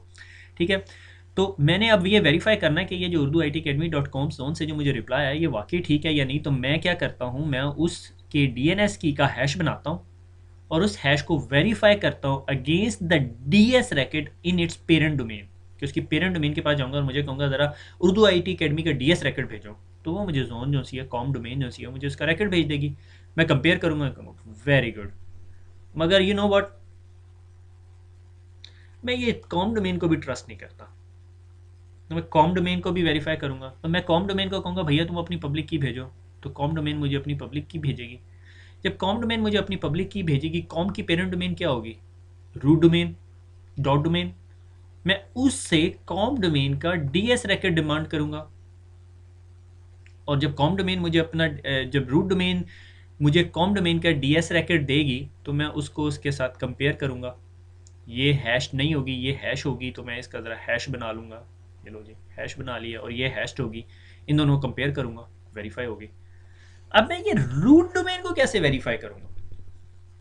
रूट डोमेन में भी तो एक डीएनएस की है ना, जो पब्लिक की है यहाँ पे, इसको कैसे वेरीफाई करूँ? It's a big question mark. अब मैं आपको कुछ लेक्चर्स पीछे लेके जाता हूँ। हमने सीए सर्वर पढ़ा ना, हम गोडैडी पे जाते हैं, गोडैडी से एक सर्टिफिकेट लेते हैं और वो अपनी वेबसाइट पे लगा देते हैं। यूज़र जब उस सीए सर्वर के पास जाता है, उसे रिक्वेस्ट करता है, तो उसको ट्रस्ट क्यों करता है? क्यों? क्योंकि वो सर्टिफिकेट साइन हुआ होता है एक ऐसे सर्वर से जिसकी की जो सी है, जिसको ट्रस्ट कर रहा होता है आपका माइक्रोसॉफ्ट का इंटरनेट एक्सप्लोरर। आपके माइक्रोसॉफ्ट के इंटरनेट एक्सप्लोरर के अंदर वो सिग्नेचर्स पड़े हुए होते हैं। इसी तरह आपके विंडोज़ के अंदर रूट डोमेन की, जो आपकी रूट लेवल डोमेन है, उनकी डीएनएस कीज पड़ी हुई होंगी, तो आप उसे बाय डिफॉल्ट ट्रस्ट करोगे। अगर किसी ने वो कंप्रोमाइज़ कर दी, फिर मुझे समझ आती है, वो कंप्रोमाइज़ कर दी तो विंडोज़ ही कंप्रोमाइज़ होगी ना आपकी। ये बात समझ आई या नहीं? अगर ये नहीं समझ आई तो I don't know the best way to tell you, क्योंकि आपकी बुक ने तो इसकी खिचड़ी बना दी। हमने क्या किया, हम पीछे गए, हमने रिकॉर्ड लिया, हैश लिया, उसको आर से क्या था, उसी वैल्यू को इनक्रिप्टेड हैश, इनक्रिप्शन और हैश दो डिफरेंट चीज़ें हैं। मैं आप लोगों को पता है होनी चाहिए वो चीज़ें। ठीक है, हम लोग डिस्कस कर चुके हैं बहुत दफ़ा। ठीक है, और मैंने उसे डिक्रिप्ट कैसे करना है, मैंने वो पब्लिक की यूज़ करनी है। पर ये पब्लिक की जो मैं यूज़ कर रहा हूँ, मुझे कैसे पता ये पब्लिक की जेन्युइन है? क्योंकि जब मैंने ये रिकॉर्ड बनाया था तो मैंने इस पब्लिक की एक कॉपी जो सी है, हैश्ड कॉपी, अपनी पेरेंट डोमेन को दे दी थी। अगर हैकर ने कल को यहाँ आके ग्रीन पेन बना लिया, ठीक है, और उसने वो ये साइन भी कर दी, अपनी 2 नंबर डीएनएस की भी बना दी, मैंने इधर तो ट्रस्ट कर लिया। जब मैं ये की का हैश ढूंढने अपनी पेरेंट डोमेन के पास जाऊंगा तो वो मुझे एक ऐसी वैल्यू देगा जो इससे कंपेयर नहीं हो रही होगी, तो मुझे पता चल जाएगा यार ये जो जोन है ना, ये is something Doge with this zone, ये कंप्रोमाइज्ड है। क्यों? क्योंकि कॉम यानी इसके पेरेंट को तो इसका पता ही नहीं है।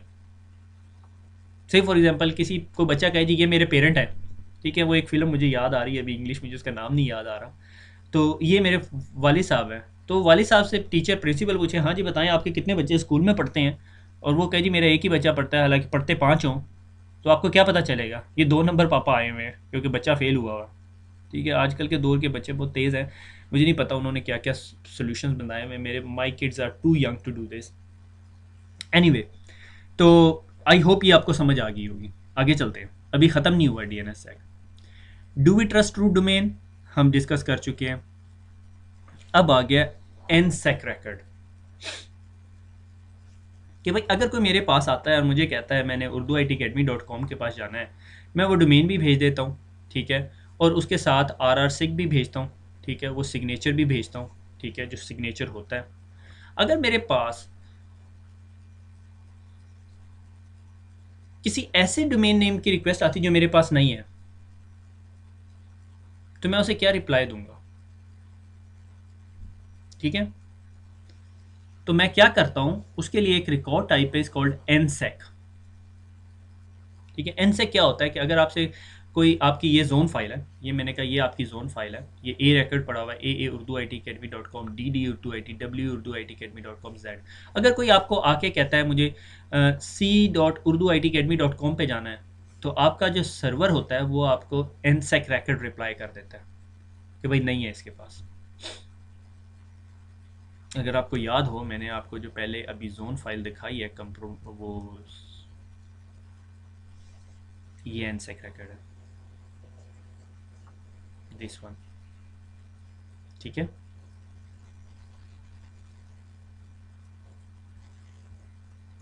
अच्छा मुझे ज़रा इंक उड़ाने दे, मेरे ख्याल में इस पर भी एक छोटी सी वो है।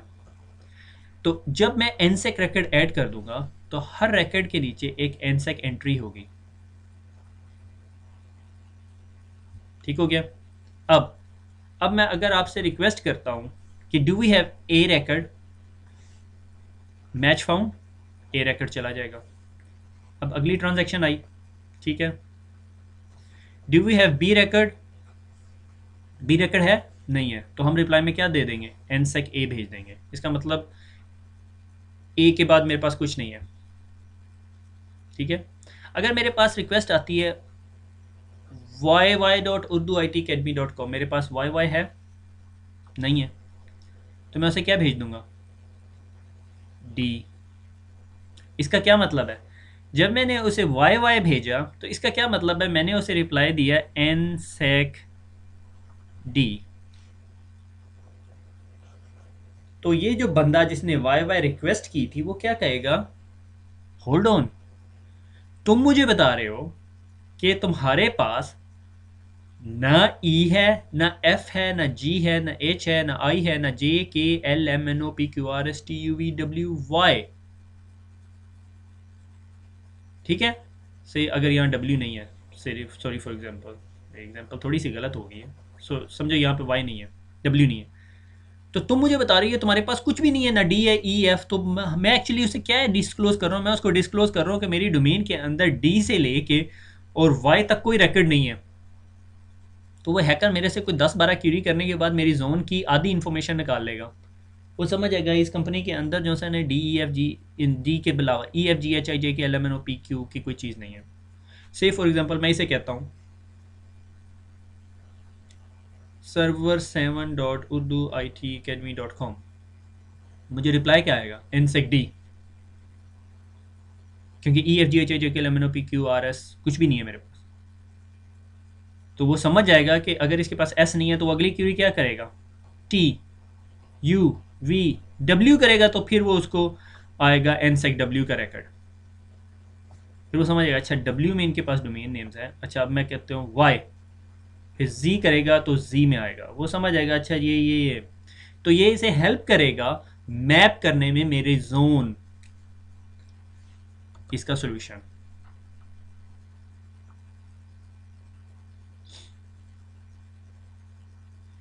एनसेक 3, यानी ये सारी इन्फॉर्मेशन जो मैंने बताई है कि मैंने उसे कहा यू बता दे, उसने कहा no record between B and U, और उसके बाद उसको पता चल गया कि इसके पास ये वाले इनमें से कोई भी रिकॉर्ड नहीं है। फिर वाओ दैट्स ब्रिलियंट इन्फॉर्मेशन और ब्ला ब्ला। ठीक है, मैं मोशन में पढ़ा रहा था तो मुझे याद नहीं रहा ये स्लाइड आगे करना, तो it's not a good news. तो अब मैंने क्या किया, इन्होंने RFC निकाली 5155। मुझे एग्जैक्टली ईयर याद नहीं है ये कौन सा, अगर आप गूगल करेंगे आपको मिल जाएगा। ठीक है, एनसेक 3 वो क्या कहता है? वो कहता है कि ये जो हम रिप्लाई भेजते हैं nsec AA, ये नहीं भेजना, सिर्फ nsec भेजना है, ठीक है, XYZ कुछ इन्फॉर्मेशन डाल दें, मगर ये नहीं बताना कि ये रैकेट कहाँ से निकल रहा है, ये इन्फॉर्मेशन एक्सट्रैक्ट कर दो, ठीक है। अब RFC 5155 ये कहती है कि ऐसे होना चाहिए कि ताकि हैकर को या कोई बंदा जो फुटप्रिंटिंग कर रहा है आपके नेटवर्क की, अंडरस्टैंड करना चाह रहा है आपको, ठीक है, तो उसको ये पता ना चल सके कि क्या हो रहा है। अब are you ready for the bad news? Bad news is that आपकी Windows 2008 R2 doesn't support this nsec 3। क्यों नहीं करती? क्योंकि जब ये RFC आ रही थी तो Windows 2008 मेरे ख्याल में शिप होने के करीब थी, इस वजह से मेरे ख्याल में उन्होंने नहीं डाला। 2012 में है या नहीं आई डोंट नो, आपको डॉक्यूमेंटेशन देखनी पड़ेगी। आगे चलें। How big is DNSSEC? Let me show you DNS zone. और बिगेस्ट जोन क्या है ये भी मैं आपको DNS जोन दिखाता हूँ। मुझे ज़रा क्विकली जो सा है वो सर्वर पे लॉगिन होने दें।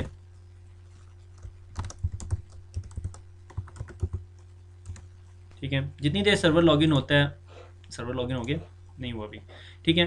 तो सबसे बड़ी जोन कौन सी है आपको पता है? कॉम डोमेन है, और उसके अंदर ये रैकेट्स हैं, इतनी डोमेन है, ये 10 करोड़ है, ठीक है, 10 करोड़ डोमेन रैकेट है एंड इंक्रीजिंग एवरी डे। अगर मैं 10 करोड़ रैकेट के सिग लगाने बैठ जाऊं तो क्या होगा? ठीक है, so this is how hard DNSSEC is, but सब मूव कर रहे हैं slowly and gradually. I believe .NET जो सी है वो 2009 में होगी थी। स्वीडिश कंपनीज जो सी हैं, स्वीडिश एक ऑर्गेनाइजेशन कह रहा हूँ, SE डोमेन जो सी है, पूरी स्वीडिश डोमेन जो सी है वो पूरी की पूरी DNSSEC पे मूव हो गई है। एग्जाम्पल टाइम, ये एक टूल है, फायरफॉक्स का ही टूल है, ठीक है, to verify not secured by DNSSEC, यानी ये डोमेन DNSSEC से सिक्योर नहीं है। अगर मैं se.org करूं, www.se है मेरे ख्याल में, ठीक है, इसको क्लोज कर देता हूं। तो ये देखिए क्या वेरीफाई करके बता रहा है सिक्योर्ड बाय DNSSEC, यानी इसका रिकॉर्ड जो है उसे DNSSEC से मिला है, यानी ये जो डोमेन है ये सिक्योर्ड है। समझ आइए आपको? अब एक और डोमेन जो सी है, अगर मैं देखूं गूगल DNSSEC हुई है या नहीं, तो आपकी कॉम डोमेन ही साइन नहीं हुई तो ये DNSSEC नहीं है, ठीक है। DNSSEC का स्टेटस मालूम कर रहा है, नहीं हुई DNSSEC, मुझे पता नहीं है, ठीक है, क्योंकि अभी तक हमने कॉम डोमेन साइन नहीं की, ठीक है। एक और चीज़, एक और डोमेन ican.org, ये मेन ऑर्गेनाइजेशन है, मेन ड्राइवर है DNSSEC का। इसके ऊपर आपको DNSSEC की बहुत सारी इंफॉर्मेशन आपको इस वेबसाइट से मिलेगी, ठीक है, ये DNSSEC है, ठीक है। इसी तरह वेरीसाइन बहुत बड़ा वो है, प्रोवाइडर है, मेरे ख्याल में कॉम डोमेन भी यही रन कर रहा है। अगर मैं आपको इसके पास लेके जाता हूँ, ठीक है, इसके ऊपर एक वेरीसाइन का DNSSEC का डिबगिंग टूल है, मुझे क्विकली गूगल कर लेने दें।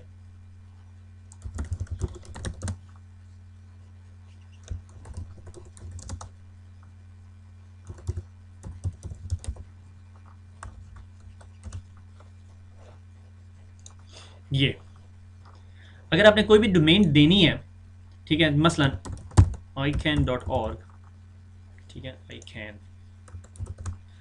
और एंटर करें तो ये आपको रिजॉल्व करके बता देगी कि ये DNSSEC साइंड है या नहीं।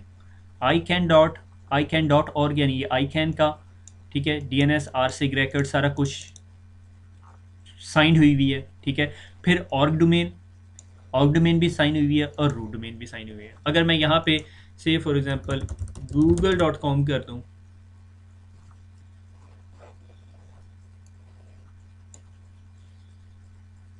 नो DNSSEC रिकॉर्ड फॉर्म, ठीक है, RSIG भी नहीं मिल रहा आपको, ठीक है, यानी प्राइवेट की से जो साइन होने के बाद रिकॉर्ड पड़ा हुआ है, जो इंक्रिप्टेड फॉर्मेट में पड़ा हुआ वो भी नहीं है, और उसको डिसाइफर करने के लिए पब्लिक की भी नहीं है, मगर ए रिकॉर्ड्स पड़े हुए हैं।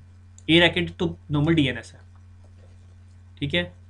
कॉम डोमेन साइन कर दी है, मेरे ख्याल में मेरे पास आउटडेटेड इन्फॉर्मेशन थी, मेरे ख्याल में कॉम डोमेन साइन हो गई है, you need to verify it, और रूट डोमेन साइन हो चुकी है, ठीक है।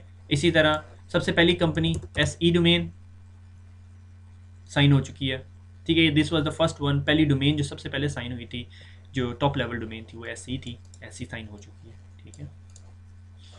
तो this is how you can test it, और ये आपका टूल है जो आपको बताता है कि साइंड हुई हुई है या नहीं हुई हुई। बहरहाल आप करना चाहते हो, डाउनलोड करना चाहते हो तो गूगल कर लो, सिक्योर्ड बाय डीएनएस, मेरे ख्याल में टूल का नाम मुझे नहीं पता, प्लग इन होम पेज, ये मैं खुद ही कर, डीएनएससेक वैलिडेटर, ठीक है।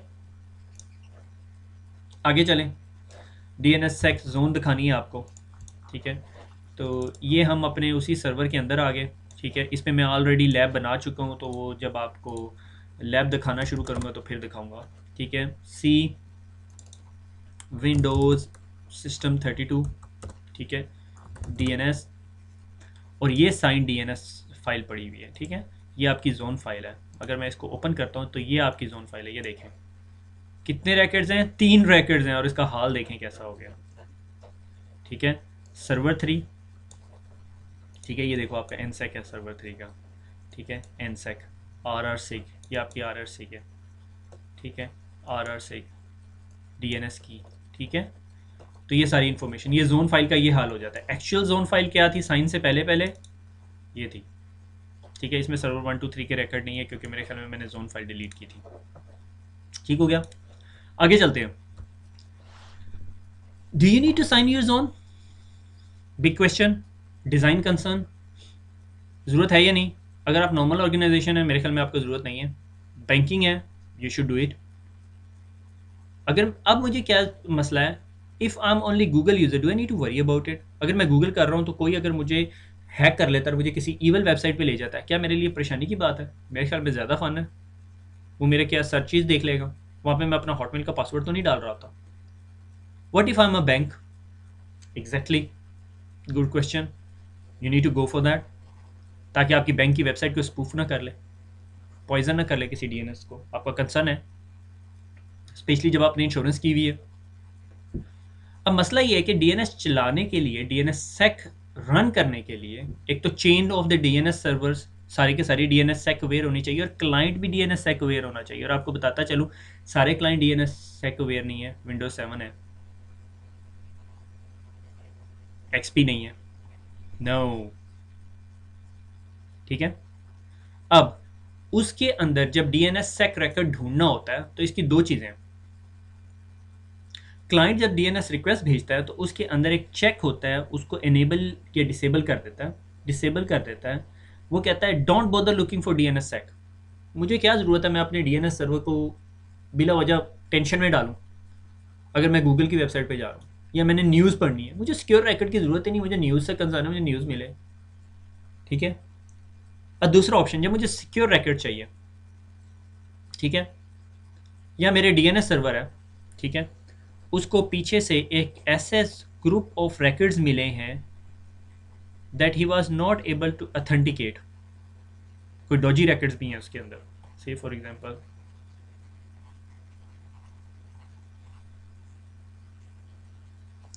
इसके अंदर थोड़े से फुटप्रिंट हैं गलत रिकॉर्ड्स के, तो मुझे मेरा डीएनएस सर्वर ऑथेंटिकेटेड डाटा की बिट 0 करके भेजेगा रिकॉर्ड, कि भाई ये जनाबे वाला ये जो रिकॉर्ड आपके पास आ रहे हैं, दीज आर नॉट ऑथेंटिकेटेड। क्यों? क्योंकि मैं इसकी पेरेंट डोमेन से इसको वो रूट से वेरीफाई नहीं करवा सका, ठीक है। तो ये क्लाइंट एंड एप्लीकेशन और क्लाइंट एंड ऑपरेटिंग सिस्टम और डीएनएस के साथ मिलके चल रहा, और आपके डेस्कटॉप यानी आपके computer has to ask for the DNS record, otherwise DNS record नहीं मिलेगा आपको। मेरे आईएसपी ने डीएनएस सेक लगाया हुआ है, मेरे रूट ने डीएनएस सेक लगाया, अगर मेरा क्लाइंट रिक्वेस्ट नहीं कर रहा तो फिर नहीं मिलेगा, ठीक हो गया। जिस तरह डिस्कस कर चुके हैं, स्वीडिश साइट जो सी है या एस ई डोमेन जो सी है, पहली थी जिन्होंने जोन साइन किया, और फिर ican.org की साइन है, और फायरफॉक्स का प्लगइन भी मैंने आप लोगों को दिखा दिया, ठीक है। हम देखेंगे कि जीपीओ से कैसे इंप्लीमेंट किया जाता है डीएनएस सेक। आप जिन एनवायरनमेंट्स में काम कर रहे हैं आपको DNSSEC की ज़रूरत है या नहीं। अगर आपका कंसर्न है with reference to the money transactions, या आपके पास कोई ऐसी इंफॉर्मेशन है जो कोई स्टील करके कुछ नुकसान पहुंचा सकता है, तो फिर आपको ज़रूरत है। और तब अगर आपको उस लेवल पे ज़रूरत है तो डेफिनेटली आप मेरा लेक्चर नहीं सुन रहे होगे, आप फिर will be going through the bigger providers anyway. ठीक है, मगर यू शुड डू इट। ठीक है, तो हमने DNSSEC देखा, मगर अभी तक हम ख़त्म नहीं हुए। अभी हमने क्लाइंट एंड एप्लीकेशन की बात भी कर ली। ठीक है, अभी एक जो लास्ट चीज़ें हैं वो रहती हैं। ठीक है, ये लास्ट नाइट का रिकॉर्ड है। देख रहे हो, आपको रात 12 बजे, आप लोग इतने स्पेशल हैं, मैं आपको रात के 12 बजे बैठ के आपके लिए लेक्चर बनाया। ठीक है, इसकी ये 2 लाइनें जो सी टॉप लेवल जो डोमेन्स हैं उसकी बारे में। रूट जोन इन टोटल, ठीक है, 317 टॉप लेवल डोमेन्स हैं। ठीक है, और उनमें से 111 साइन हो चुकी हैं। ठीक है, बल्कि मैंने ये रात ही लिया इसलिए मेरे जहन में वो बैठा हुआ था कि कॉम साइन नहीं है, कॉम भी साइन होगी। और 107 जो हैं वो top level domains have the trust anchor published, मगर अभी तक उन्होंने जोन फाइल नहीं की। ट्रस्ट एंकर क्या है वो अभी हम थोड़ी देर में जाके देखेंगे। ठीक है, ट्रस्ट एंकर्स से अगर मैंने कहा ये मेरी रूट डोमेन है, ये कॉम है, ये edu है, ये se है, ये मैं कहता हूँ org है, ये us है। ठीक है, अब इनमें से जो सी हैं सिर्फ for example for the sake and argument, ये और ये डोमेन सिर्फ DNSSEC हुई हैं, तो तमाम के तमाम DNS साइन नहीं हुए हुए। तो इनके दरमियान मैं जो सा है एक ट्रस्ट लिंक बना दूं, इनके दरमियान और इनके दरमियान, that is called trust anchor. मगर जब eight the end of the day जब तमाम DNS सर्वर्स या तमाम DNS डोमेन्स जो सी हैं, एक्चुअली डोमेन्स कहना चाहिए, तमाम डोमेन्स जो सी हैं या तमाम जोन्स जो सी साइन हो जाएंगे, फिर हमें ट्रस्ट एंकर्स या ट्रस्ट ये जो आइलैंड्स हैं इनके आपस में लिंक बनाने की ज़रूरत नहीं पड़ेगी। ठीक है ना, जिस तरह माइक्रोसॉफ्ट ट्रस्ट सर्टिफिकेट्स, अब तमाम सर्टिफिकेट्स है, सर्टिफिकेट अथॉरिटी एक तो नहीं है ना, 300 400 600 सर्टिफिकेट अथॉरिटीज़ हैं, वो सारे आपको सर्टिफिकेट्स देते हैं, मगर आप उन्हें ट्रस्ट करते हो क्योंकि वो आपस में लिंक्ड हैं। तो जब पूरी दुनिया की जो डोमेन्स हैं वो साइंड हो जाएंगी, ठीक है, तो फिर हम लोग ये जो ट्रस्ट एंकर्स का कॉन्सेप्ट है ख़त्म हो जाएगा। ठीक हो गया, आगे चलते हैं। अब एक नया कॉन्सेप्ट, यार आज मेरे वो फेल्ट टिप पेन लेते हैं, ठीक है, और इंक लेते हैं, पिंक लेते हैं आज। ठीक है, DNSSEC कीज, RFC आपको कहती है कि जोन साइनिंग की, ठीक है, ये की है, एवरी मंथ चेंज की जाए। आप डिजिटल सर्टिफिकेट कितनी जल्दी चेंज करते हो? 1 साल 2 साल 3 साल के बाद चेंज करते हो जब वो एक्सपायर हो जाता, डिपेंडिंग कि आपने कितने साल के लिए लिया हुआ है। इधर क्या करना है, every time I generate DNS की, जो मेरी पब्लिक की है, उस पब्लिक की का मैं हैश करके किधर भेजता हूँ, अपनी पेरेंट डोमेन को भेजता हूँ। RFC ये स्टेट करती है कि मुझे ये DNS की एवरी मंथ 30 डेज चेंज करनी चाहिए। इसका क्या मतलब है, अगर मेरी .com डोमेन है और उसके ऊपर कितने यूजर्स हैं, 10 करोड़, 10 करोड़ यूजर्स, तो अगर 10 करोड़ यूजर हर महीने बाद, ठीक है, वो प्रोसेस करें तो एक दिन में कितने हो गए, आप खुद हिसाब लगा लें। तो आखिर में क्या होगा कि जो .com डोमेन का जो भी वो सर्विस प्रोवाइडर होगा, मेरे ख्याल में वराइजन है, ठीक है, वो आपको चार्ज करना शुरू कर देगा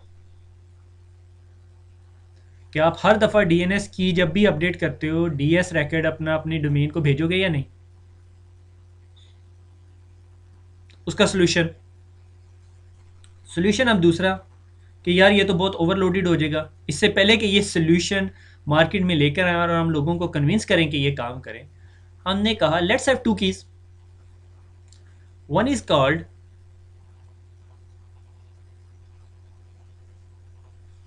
KSK, key signing key, and the other one is called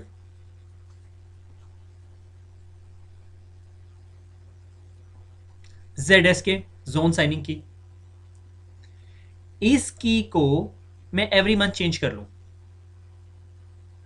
ठीक है, हर महीने मैंने इसको चेंज किया, हर महीने, ठीक है, 12 दफ़ा, मगर KSK को साल में एक दफ़ा करूं और इस की साइनिंग की से ये वाली की साइन करूं और इस की का रैकेट अपने पेरेंट को दूं। इसको KSK क्यों कहते हैं? क्योंकि ये अगली की को साइन कर रही होती है। और इसको जोन साइनिंग क्यों कहते हैं? क्योंकि इससे मैंने वो जोन फाइल साइन करनी है।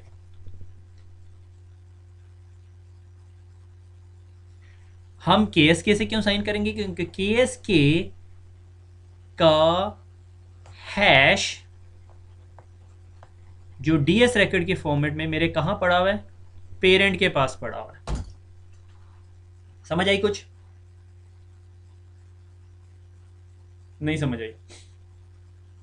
वापस जाके लेक्चर सुने, ठीक है। हमारे पास एक DNS की थी जो मेरी पब्लिक की थी, ठीक है।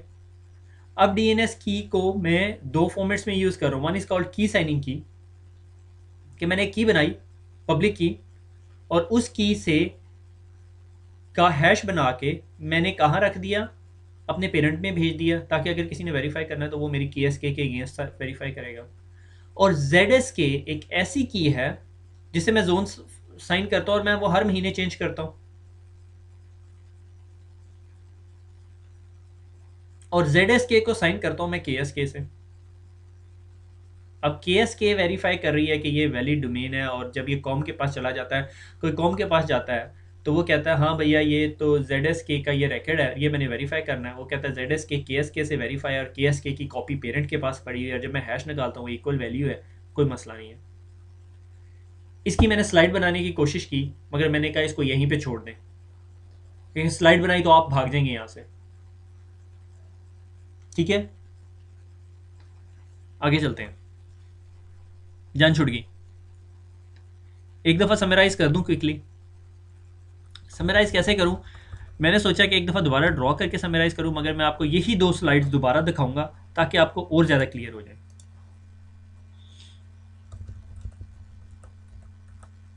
मैंने अपने ISP को कहा कि भैया मुझे urduitacademy.com वेबसाइट पे जाना है। ISP ने रिक्वेस्ट की अगले DNS सर्वर को जिसके पास ये जोन पड़ी हुई थी, फॉर एग्जांपल उस जोन का A रैकेट मेरे पास आया, मैंने उस पर हैश परफॉर्म किया और मेरे पास हैश ऑफ A रैकेट आ गया, ठीक है। अब उसके बाद वो कहता है सब्र करो भैया, A रैकेट की एक और इन्फॉर्मेशन भी पड़ी हुई है। वो क्या इन्फॉर्मेशन है? वो उसकी encrypted hash of A racket, यानी सिग्नेचर हुआ हुआ उस पर, यानी किसी ने A रैकेट लिया, उसका हैश जनरेट किया और उसको एनक्रिप्ट कर दिया ताकि उसको कोई चेंज ना कर सके। और उसके बाद मेरे पास एक पब्लिक की भी पड़ी हुई है जो इस फाइल को डिक्रिप्ट भी कर सकती है, ठीक है, यानी इस फाइल को डिक्रिप्ट भी कर सकती है। मैंने ये दोनों चीज़ें ली, सॉरी ये ड्रॉ करने की आदत है, एनिमेशन की आदत नहीं है। डिक्रिप्ट की डिसाइफर करने के बाद मेरे पास क्या आ गया? हैश ऑफ A, और मैंने कंपेयर किए, दोनों इक्वल है। मैं कहा वेरी गुड, अब मैं हैप्पी हूँ, मेरे पास उर्दू IT अकेडमी आ गई। मगर मुझे ये कैसे पता ये उर्दू IT अकेडमी वैलिड है? मैंने क्या किया, मैंने ये जो DNS की है, ठीक है, ये कौन सी होगी DNS की? KSK होगी, की साइनिंग की, क्योंकि मैं अब इसे ऊपर लेके जाऊंगा, ऊपर वाली डोमेन में लेके जाऊंगा। मैंने इस DNS की को उठाया, इसका हैश परफॉर्म किया अपने पास, और इस की DS रिकॉर्ड जो ऑलरेडी हैश्ड फंक्शन परफॉर्म करने के बाद मैंने पेरेंट को दी थी, जो कि मैं एवरी 1 ईयर देता था, मैंने कॉम से मंगवाई, कॉम के साथ कंपेयर की, इक्वल थी, तो मैंने कहा हाँ भाई पेरेंट भी मानता है कि ये बंदा ठीक है, ठीक है। उसके बाद फिर मैंने ऊपर गया और उससे ये फंक्शन परफॉर्म किया। At the end root zone को मैं वेरीफाई नहीं कर सकता क्योंकि उसकी इंफॉर्मेशन ऑलरेडी डोमेन में पड़ी हुई है। ठीक हो गया कि मैंने KSK को,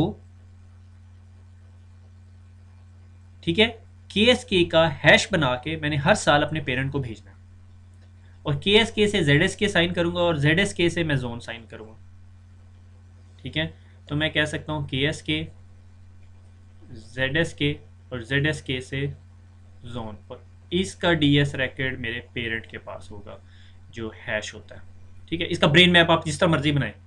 ठीक है, मैंने रात बैठ के बनाया, मगर देर इज़ नो पॉइंट, क्योंकि अगर वो मैं दिखाऊंगा तो आप बिल्कुल परेशान हो जाएंगे, क्योंकि वो ब्रेन मैप मेरे लिए है, आपके लिए नहीं है। ठीक है, मैं यहाँ वीडियो पॉज करता हूँ और मैं अब वो रिकॉर्डिंग चलाऊंगा जिसमें मैंने ये जोन कीज़ बनाई है। उसमें क्या किया है मैंने एक जोन बनाई है। ठीक है, प्लेन जोन थी। ठीक है, और उस जोन के लिए फिर मैंने दो कीज़ बनाई, KSK और ZSK। ठीक है, और फिर उन दोनों कीज़ को यूज़ करते हुए मैंने जोन को साइन किया। ठीक है, जब मेरे पास जोन साइन होगी तो वो मैं आपको दिखाऊंगा कि जोन कैसी है। फिर हम GPO बनाएंगे कि क्लाइंट को कहेंगे भाई तुमने DNSSEC यूज़ करना है।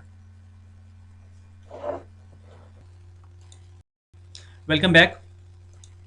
और जैसा कि आप देख रहे हैं यहाँ पे, ये मैं अपने DNS सर्वर के अंदर हूँ, और DNS सर्वर में मैंने वो एग्जिस्टिंग डोमेन डिलीट कर ली थी। आपने बस उसको राइट क्लिक करके डिलीट का बटन दबाना है, और उसके बाद अब मैंने उसे बताया कि ये मेरी प्राइमरी जोन है, मैं एक प्राइमरी जोन बना रहा हूँ, और इसको अनचेक कर देना है, store the zone in active directory. उसकी वजह क्या है कि मैं अभी ये जोन को एक्टिव डायरेक्टरी में नहीं रखना चाह रहा, क्योंकि मैंने अभी इसके ऊपर DNSSEC परफॉर्म करना है। अभी ये नॉर्मल जोन बन रही है। ठीक है, तो इसको मैंने अनसेलेक्ट कर दिया। मैंने यहाँ पे जोन का नाम दे दिया urduitacademy.com। ठीक है, जो भी आप जोन का नाम देना चाहते हो, और वो इसको मैं एक दफ़ा वापस आया हूँ। ठीक है, और इसका फ़ाइल का नाम, जो फाइल है उसको स्टैंडर्ड जाने दूंगा। ठीक है, और do not allow dynamic updates, क्योंकि सिक्योर जोन के अंदर डायनेमिक अपडेट्स नहीं है। ठीक है, और फिनिश, मेरे पास जोन बन गई। ठीक है, ये मेरे पास जोन है, और मैं अब इस जोन के अंदर रिकॉर्ड बना देता हूँ। सर्वर 2 का रैकेट ऐड कर दिया मैंने। ठीक है, सर्वर 3 का रैकेट ऐड कर दिया। ठीक है, जितने मर्जी रैकेट आपने ऐड करने हैं आप ऐड कर सकते हो। अगर मैं 20-25 करता तो बहुत बड़ा मसला बन जाता। अब मैं कमांड प्रॉम्प्ट पे जाऊंगा और DNSCMD की कमांड के साथ ये काम करूंगा, मगर आप यहाँ देखेंगे कि मेरे पास से ये कमांड चलने में थोड़ा मसला हो गया। ये बहुत केस सेंसिटिव है, और हर वर्ड के साथ स्लैश से पहले आपने स्पेस बार देनी है।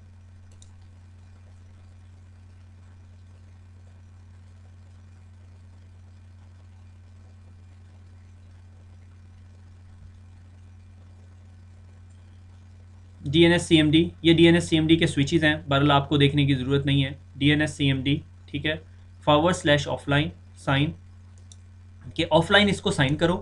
ठीक है, और की जनरेट करें। कौन सी की जनरेट करें, उसके साथ फिर ये आगे ये सारे स्विचेस हैं जो हम आहिस्ता आहिस्ता यूज़ करेंगे अभी इस कमांड में। ठीक है, जनरेट की एल्गोरिदम कौन सा यूज़ करना है, RSA/SHA-1। ठीक है, फ्लैग करेंगे। फ्लैग क्या करेंगे, हम आगे फ्लैग का नाम देंगे कि भाई सेव KSK की साइनिंग की। ठीक है, लेंथ कितनी होनी चाहिए, मैंने कहा लेंथ होनी चाहिए 1024 जोन urduitacademy.com। ठीक है, ये सारे केस सेंसिटिव होने चाहिए। ठीक है, SS सर्ट। ठीक है, और फ्रेंडली नेम आपके पास बहुत अच्छी तरह होने चाहिए। उसकी वजह ये कि अगर आपके पास फ्रेंडली नेम गलत हुआ तो आप इसको कॉल नहीं कर सकोगे। ठीक है, urduitacademy.com। ठीक है, ये मेरे पास से गलती हो गई थी, तो इसके बाद मैंने इसको दोबारा एडजस्ट किया। ठीक है, तो मैंने क्या किया, मैं इसको थोड़ा सा पीछे जाके आपको दिखाता हूँ।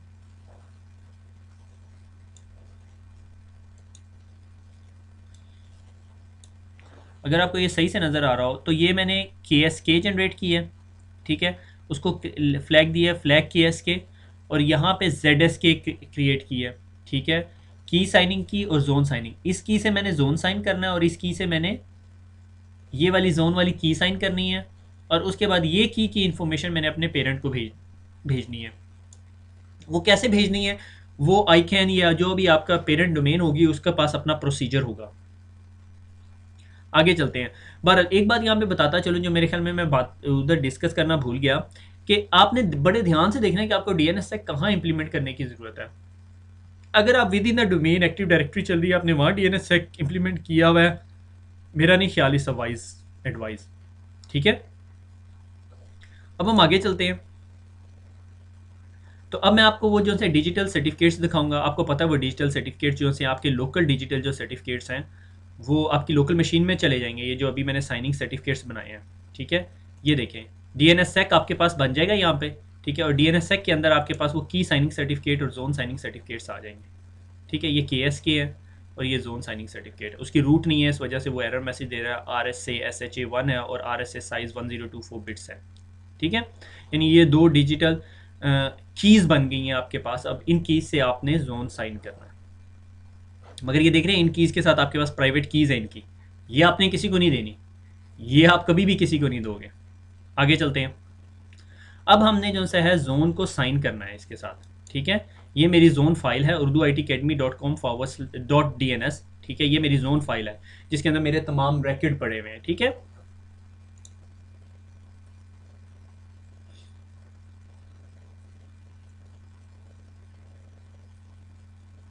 अपडेट कर लेते हैं। फिर उसके बाद अब मैंने डीएनएस के अंदर जाके अब मैंने साइनिंग प्रोसेस परफॉर्म करना है, यानी जोन को अब मैं साइन करने लगा हूँ। डीएनएस सीएमडी उसी तरह, ठीक है, ऑफलाइन साइनिंग करेंगे हम लोग, ठीक है। और अब हम जो साइन के बाद हम उसे जोन का नाम देंगे और उसके बाद कीज़ भी देंगे, ठीक है। इनपुट क्या है, urduitacademy.com.dns, यानी ये वाली फाइल है जिसको मैंने वो करना है, और /आउटपुट। अब आउटपुट क्या होगी, यानी ये तो जोन थी, जब मैं इसको साइन करूंगा तो उस जोन को नहीं साइन करेगा, उसके बदले एक और जोन की फाइल बना देगा और उसको साइन करेगा, ठीक है। और आउटपुट क्या होगी, sign.urduitacademy.com.dns, ठीक है। यानी एक नई जोन फाइल दे दी, ठीक है। और जोन का नाम urduitacademy.com, ठीक है। और उसके बाद साइंड की का फ्रेंडली नेम जो हम लोगों ने अभी यहाँ पे एक की बनाई हुई थी,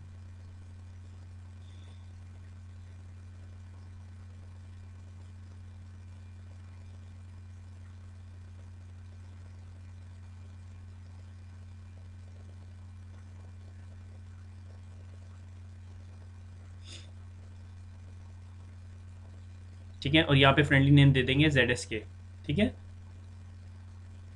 ZSK, ठीक है। ये अब हमारा जो सा है एग्जिस्टिंग जोन उसने उठाई, उसके ऊपर की लगाई, उसको साइन किया और उस जोन को अब सेपरेटली एक फाइल में रख दिया विच इज़ कॉल्ड sign.urduitacademy.com। अगर मैं आपको क्विकली सर्वर के अंदर जाके दिखाऊं तो ये उसने फाइल बना दी, मैंने उसको ये फाइल दी और उसने बदले में मुझे ये फाइल बना दी, ठीक है। This is how they work. वापस चलते हैं। अब मैंने क्या करना है कि वो जो पुरानी फाइल है उसको डिलीट कर देना है, ठीक है। ये यहाँ पे ऑलरेडी स्विच में ढूंढ रहा था मगर मुझे मिल गया जोन डिलीट, ठीक है। अच्छा, एक और मैंने यहाँ पे छोटी सी गलती की है, वो there is no point of discussing it, मैं से कमांड पूरी नहीं की थी, ठीक है। urduitacademy.com/force मैंने कहा कि इस जोन फाइल को डिलीट कर दिया जाए, ठीक है। अब कौन सी नई जोन फाइल बनाई जाएगी, ठीक है, जोन ऐड करेंगे दोबारा, ठीक है। और वो कौन सी है,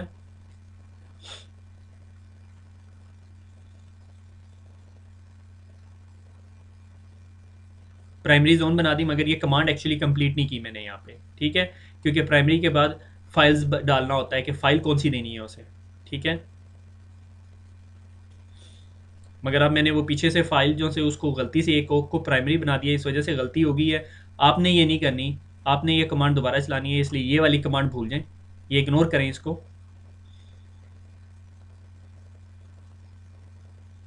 ठीक है। अब साइन होगी, ठीक है। यानी आपने क्या क्या करना है, आपने यहाँ DNS CMD zone delete urduitacademy.com/app के बाय फोर्सिबली उस जोन फाइल को डिलीट कर दें जो मेरी नॉर्मल फाइल थी।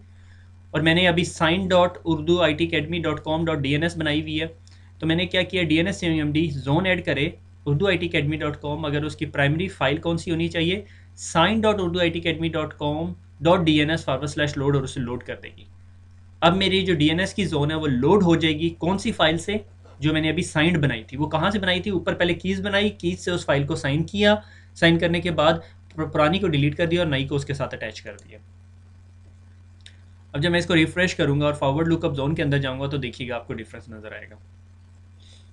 रिफ्रेश कर लें फॉरवर्ड लुकअप जोन और ये देखें, आपको डिफरेंस नज़र आ रहा है कि पहले जोन की क्या हालत थी, अब RR-SIG भी है, ठीक है, NSEC रिकॉर्ड भी है, और हर सर्वर के साथ एक डिफरेंट स्पेसिफिक इंफॉर्मेशन आपके पास लगी हुई साइंड हुई हुई है, मिल रही है। यानी आपको यहाँ पे ये मेन दिखाने का मकसद ये है कि आपके पास बहुत सारी इन्फॉर्मेशन हो गई है और आप जो से इससे बहुत सारी सिक्योरिटी अचीव कर सकते हैं, ठीक है। कैसे अचीव कर सकते हैं उस पर हम मेरे ख्याल में 1.5 घंटे से हम बहस कर रहे हैं इतनी देर से, ठीक है।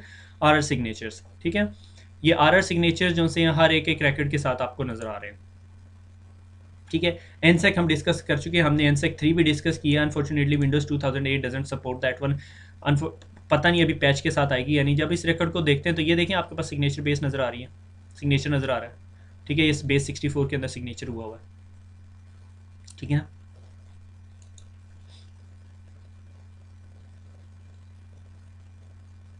अब हमने जीपीओ बनानी है, यानी हमने क्लाइंट एंड को भी बताना है कि भैया आपने ये जीपीओ यूज़ करनी है और ये डीएनएस स्टैक को यूज़ करना है, ठीक है। उसी तरह जीपीओ थोड़ा पुराना टॉपिक है, ठीक है। उर्दू आईटी अकेडमी के अंदर जाएंगे, यहाँ पर एक जीपीओ बनाएंगे, ठीक है। डीएनएस सेक के नाम पे जीपीओ बना देंगे, ठीक है। और ये कंप्यूटर एंड पे बनेगी, ठीक है, कंप्यूटर्स पे इंप्लीमेंट होगी, ठीक है। डीएनएस सेक एडिट, और यहाँ कंप्यूटर सेटिंग्स के अंदर जाएंगे हम, कंप्यूटर कन्फिग्रेशंस के अंदर, ठीक है। कंप्यूटर कन्फिग्रेशंस के अंदर पॉलिसीज़,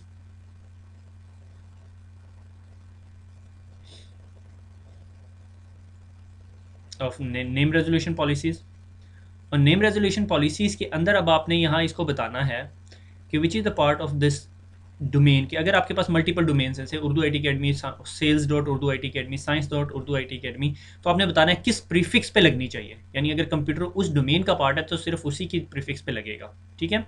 तो यहाँ पे मैंने एक सफिक्स कह रहा हूँ, सफिक्स, प्रीफिक्स नहीं सफिक्स होता, ठीक है, प्रीफिक्स पहले वाला होता है। Suffix Urdu I T academy .com, ठीक है। और एनेबल करना है यहाँ से DNS sec in the rule, ठीक है। और require DNS client to check the name and address that has been validated by the DNS server, ठीक है। और इसके बाद आपके क्लाइंट कंप्यूटर्स के ऊपर ये एनेबल हो जाएगी। आपने इसको पूरे नेम रेजोल्यूशन पॉलिसी टेबल को क्रिएट करना है, क्योंकि ये आपके डीएनएस के साथ जब भी इंटरेक्शन होती है तो इसको सबसे पहले एड्रेस करता है, और अप्लाई कर देंगे तो ये आपकी सेटिंग्स होगी, ठीक है। This is all about DNS sec. अच्छा, वीडियो ख़त्म होगी, मैं आपको क्विकली एक जोन फाइल के अंदर एक दो चीज़ें जो इंपॉर्टेंट चीज़ें हैं, जो यार मैं पता नहीं फड़े मार रहा हूँ, बहरहाल एनीवे लीव इट, ठीक है। बहुत कम लोगों को पता होती हैं, ठीक है। हमने जो दो कीज़ बनाई थी, याद है आपको? अगर आपको याद हो, एक जोन साइनिंग की थी और एक की साइनिंग की थी, ठीक है। अगर मैं सर्वर 1 के रिसोर्स रैकेट को देखूं जो सिग्नेचर से साइन हुआ है, ठीक है, एनसेक को नहीं देखना, ये वो सर्वर 1 का एनसेक रैकेट है जो कहता है कि ए नहीं मिला, ए के बाद कुछ और नहीं मिला, बी के बाद कुछ और नहीं मिला, ठीक है। आर आर सिग को देखें तो ये क्या बता रहा है यहाँ पे, की टैग, ठीक है, की आइडेंटिफायर, कि कौन सी इसकी पब्लिक की है इस सिग्नेचर को डिसाइफर करने के लिए, 56055, ठीक है। और सर्वर 2 का रैकेट देखें अब, आर आर सिग 56055 और 56055, ये वो कीज़ है जिससे ये जो आर आर सिग का सिग्नेचर है ये डिसाइफर होना है। और वो कौन सी की है? अगर आप यहाँ पे डीएनएस कीज़ देखें तो आपके पास दो कीज़ हैं, 56055 ये वो वाली की है, ठीक है। और जब आप इस रैकेट को देखेंगे, आर आर सिग के रैकेट को देखेंगे, तो इसकी एक्सपायरी कब हो रही है? पूरे 1 महीने के बाद हो रही है। 30 डेज़ के लिए ये की वैलिड है, और 30 डेज़ के बाद कौन सी की हम लोग चेंज कर रहे थे? कम ऑन ZSK, ठीक है ना, ZSK ही चेंज कर रहे थे, और ये 56055 उसका टैग है। अगर मैं आपको अब यहाँ ले जाने की जसारत करूँ तो देखें 56055 कौन सी है? ये जब मैं इसको खोलता हूँ तो ये वो की है जो जोन साइनिंग की है, इससे हम जोन साइन करते हैं। और ये वाली जो की है इससे हमने क्या किया हुआ है, की साइनिंग की है। इसकी इंफॉर्मेशन मैंने पेरेंट के पास भेजनी, इसीलिए ये वाली जो की है, ये तमाम रैकेट्स जो से हैं ये मेरी 1 महीने के लिए वैलिडेट हुए हुए हैं इस की से, ये जो जोन साइनिंग की है ये वाली से, ठीक है। 56055 इससे नहीं हुए हुए, बिकॉज 30881 क्या है, ये मेरे पेरेंट डोमेन के पास चाहिए, यानी ये वाली मैं अपने .com डोमेन को या रूट डोमेन को बताऊंगा, इसके बारे में नहीं बताऊंगा। इससे मैं हर महीने चेंज करता रहूँगा, कोई फ़र्क नहीं पड़ता।